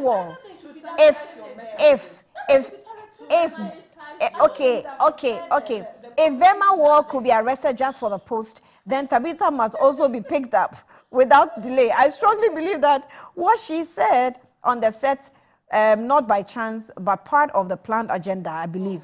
But she must be held accountable so that they learn how to communicate themselves properly or conduct themselves properly in opposition. Carlos from Odododio. Okay, so Seth says that Tabitha should not sound hypothetical on issues. This morning, road carnage figures in the last 8 years exceeded 2,000 almost every week. Some was murdered. In Bole Bamboy last year, the MP uses Suleimana and the youth embarked on demonstration to push for enhancements of security. From Evans Dinko Gary says, Annie, I like the way I like the way you put Tabitha on strict proof. You can't just throw say to the public and want her to consume it. Tabitha is talking like she wasn't in this country in the last 8 years. Abronya is not the only one to have run outside the country for fear of his life. He knows what he has done. That's why he has done that before the runaway to seek imposed asylum. You say, Tabitha, please respect Ghanaians. You went to Akwatia with your side chicks. Slept in luxury hotels. I don't know. I can't confirm that. Yes, you also don't know. So, okay, who goes for by-elections and not campaign 24/7 by sleep and win? Okay. Let me take a few messages from the social media team. Okay, I love the history lessons from Shamima Muslim, from Alhaji Cristiano Abu, from Facebook, and on Twitter. The rot in our educational system is currently, it's sad. This is from Amaria1 from YouTube. And on Facebook, Ayirakwa Ayape Richard says that on the matter of oral and what this MPP woman is saying, I support her on the oral matter there. Joshua Alabi from Facebook says, Anyampov, why are you in Ghana's jersey? I think you want to write in, not on, this morning. Make sure you don't cry after the match. Don't say, I didn't advise you. I know my Ghanaian players. I always eat, even when they are scored. You don't know. I'm so strong. Facebook Yao February says that nobody. Oh, can I get my screen closer a bit? Nobody in the right sense will support an examination malpractice, but okay. Can I get this? That screen is off, so let me just. Okay. Let me. Yes. So you want to read for me? Please read for me. Nobody in their right sense will support an examination malpractice, but the BC and WASI itself, it's biased to rural schools which do not have adequate teaching and learning resources. Also, the exams is biased to some schools where are unable to complete the syllabus expected to prepare the students to write the exams in.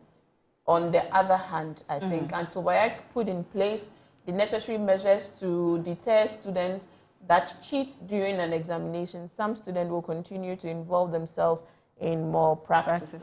Okay, so MP and Minister Jifago Mashi has actually sent us a message. Good morning to you, ma'am, and I hope you're doing well. Good morning, great discussion. Some parents buy the slots, assist children to cheat, and go around looking for schools they know their children are qualified for. The children know. I'm not even qualified for. And are not qualified for, that's what she wants to say. So they affect, this has effect on the children. You can just imagine. The matter is mattering. This one says that indiscipline in our schools is one of the main causes of examination malpractice and is now escalating today. Can you imagine a teacher has to write a letter? Okay, I've read this one. So I think it's been sent to me again. I read it, but in the meantime, let me just pause here. Please, 2 minutes for your final words. No, 1 minute each. Tabitha, 1 minute. Yes, so the issue is this. There's this message that I just received that engineers and planners have secured a mining site. Is it Sankofa mining site? Yes. And the social media is actually awash with it. And what's wrong with it? I don't know. I thought they were talking about state capture some time back. Is this not part of state capture? It's just a question Facebook people are asking, and I thought I should also put it across that is that also state capture? It's a question. Okay, so this is what Daily Guide writes. EMP takes yes. over Black Volta. My 1 minute, you are going to use. Oh, I'll give you time. Don't worry. EMP takes over Black Volta, Sankofa gold mines. This is Daily Guide paper. Okay. So the long-stored Black Volta and Sankofa gold projects in Upper West region are set for revival following engineers and planners EMP acquisition of Azuma Resources Ghana Limited and Up West Resources Ghana Limited. After all that happened, you know the drama. The transaction. Tabitha, are you listening? I'm listening. The transaction. Not forgetting the drama that happened. I'm reading. Tabitha is not returning. Before it was given to them. The transaction, the transaction completed with Registrar of Companies and the Minerals Commission transferred all issues shared from the previous Ghanaian beneficial owners to E and P. We all know the drama. For nearly 2 decades, both concessions have remained idle, hampered by underfunding, protracted disputes, and shifting investor priorities, right? They are dormant states, frustrated host communities, and deprived the state of potential revenue. EMP, one of the West Africa's largest indigenous mining contractors, now say it is ready to commit the capital, technical know-how, and drive needed to move quickly into mine development. But we all know the drama that ensued You see, what is the drama? The handing over of the dispute mines. between two There entities. is no need to go into the nitty-gritty of what happened. We all know. We don't need the nitty-gritty. But you see, it is good to have your brother being the president. It helps a lot. And I wish that one day myself or probably one of my siblings becomes a president. Okay. Yeah. That mischief should be thrown away out of the window with the contempt it deserves. With the 38.02% contempt it deserves.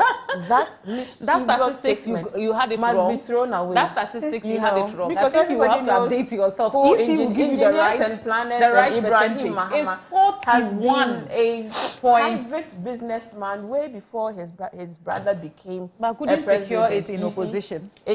And this is a private matter. You see the misinformation, the sometimes intentional misinformation, the state capture involving a private company. 2 private companies engaged in their commercial transactions. This is state capture. Unrepentant Tabitha this morning insists to describe it as state capture. It's a state capture. So, because in their era, even private property was appropriated. Imagine forcibly. That is why she thinks that a handing over ceremony, capture, even before they used their mining powers to appropriate company private agreed people's to it. company. The same thing that DSTV, they are doing with DSTV. They appropriated private people's company. You see what she's doing? You don't like the DSTV war? No. Do you see what she's they doing? have to be diplomatic. Annie, No, can I talk? I'm not on DSTV anyway. I'm not on DSTV. So I'm saying that please deal with it with contempt. And I'm happy that a Ghanaian company is engaged in due process. The president's brother. It's not just a Ghanaian company, a president's brother. Natural resources. I don't want to tell Tabitha that they should also just come and give us a list of the individuals who are today billionaires in their government. Tell us when they started doing business. You see, let's not do that because we all agree that too many bad things happened under their era. Too many bad things. Right. Too many people have been hurt under their era. I have some good news for you. You know, unduly, unjustly. You know Bachuna. And they still continue, Bachuna. Yes. Some of their members still continue to benefit. Do you know Labadi from Beach that now? Labadi Beach Hotel. When are you taking me there?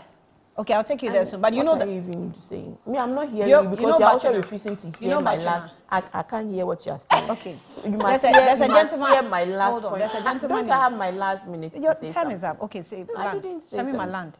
Say what you're saying, then I'll land. There's a gentleman in on the Spintex Road. Popularly, the place is called Bachuna. Yes, I know Bachuna. Okay, so he grills Bachuna Mobile.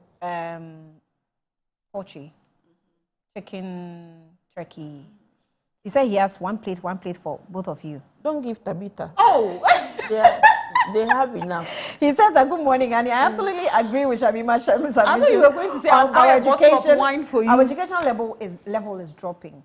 And we should be, and he said that I should be training in the camp by now because I look like a black queen.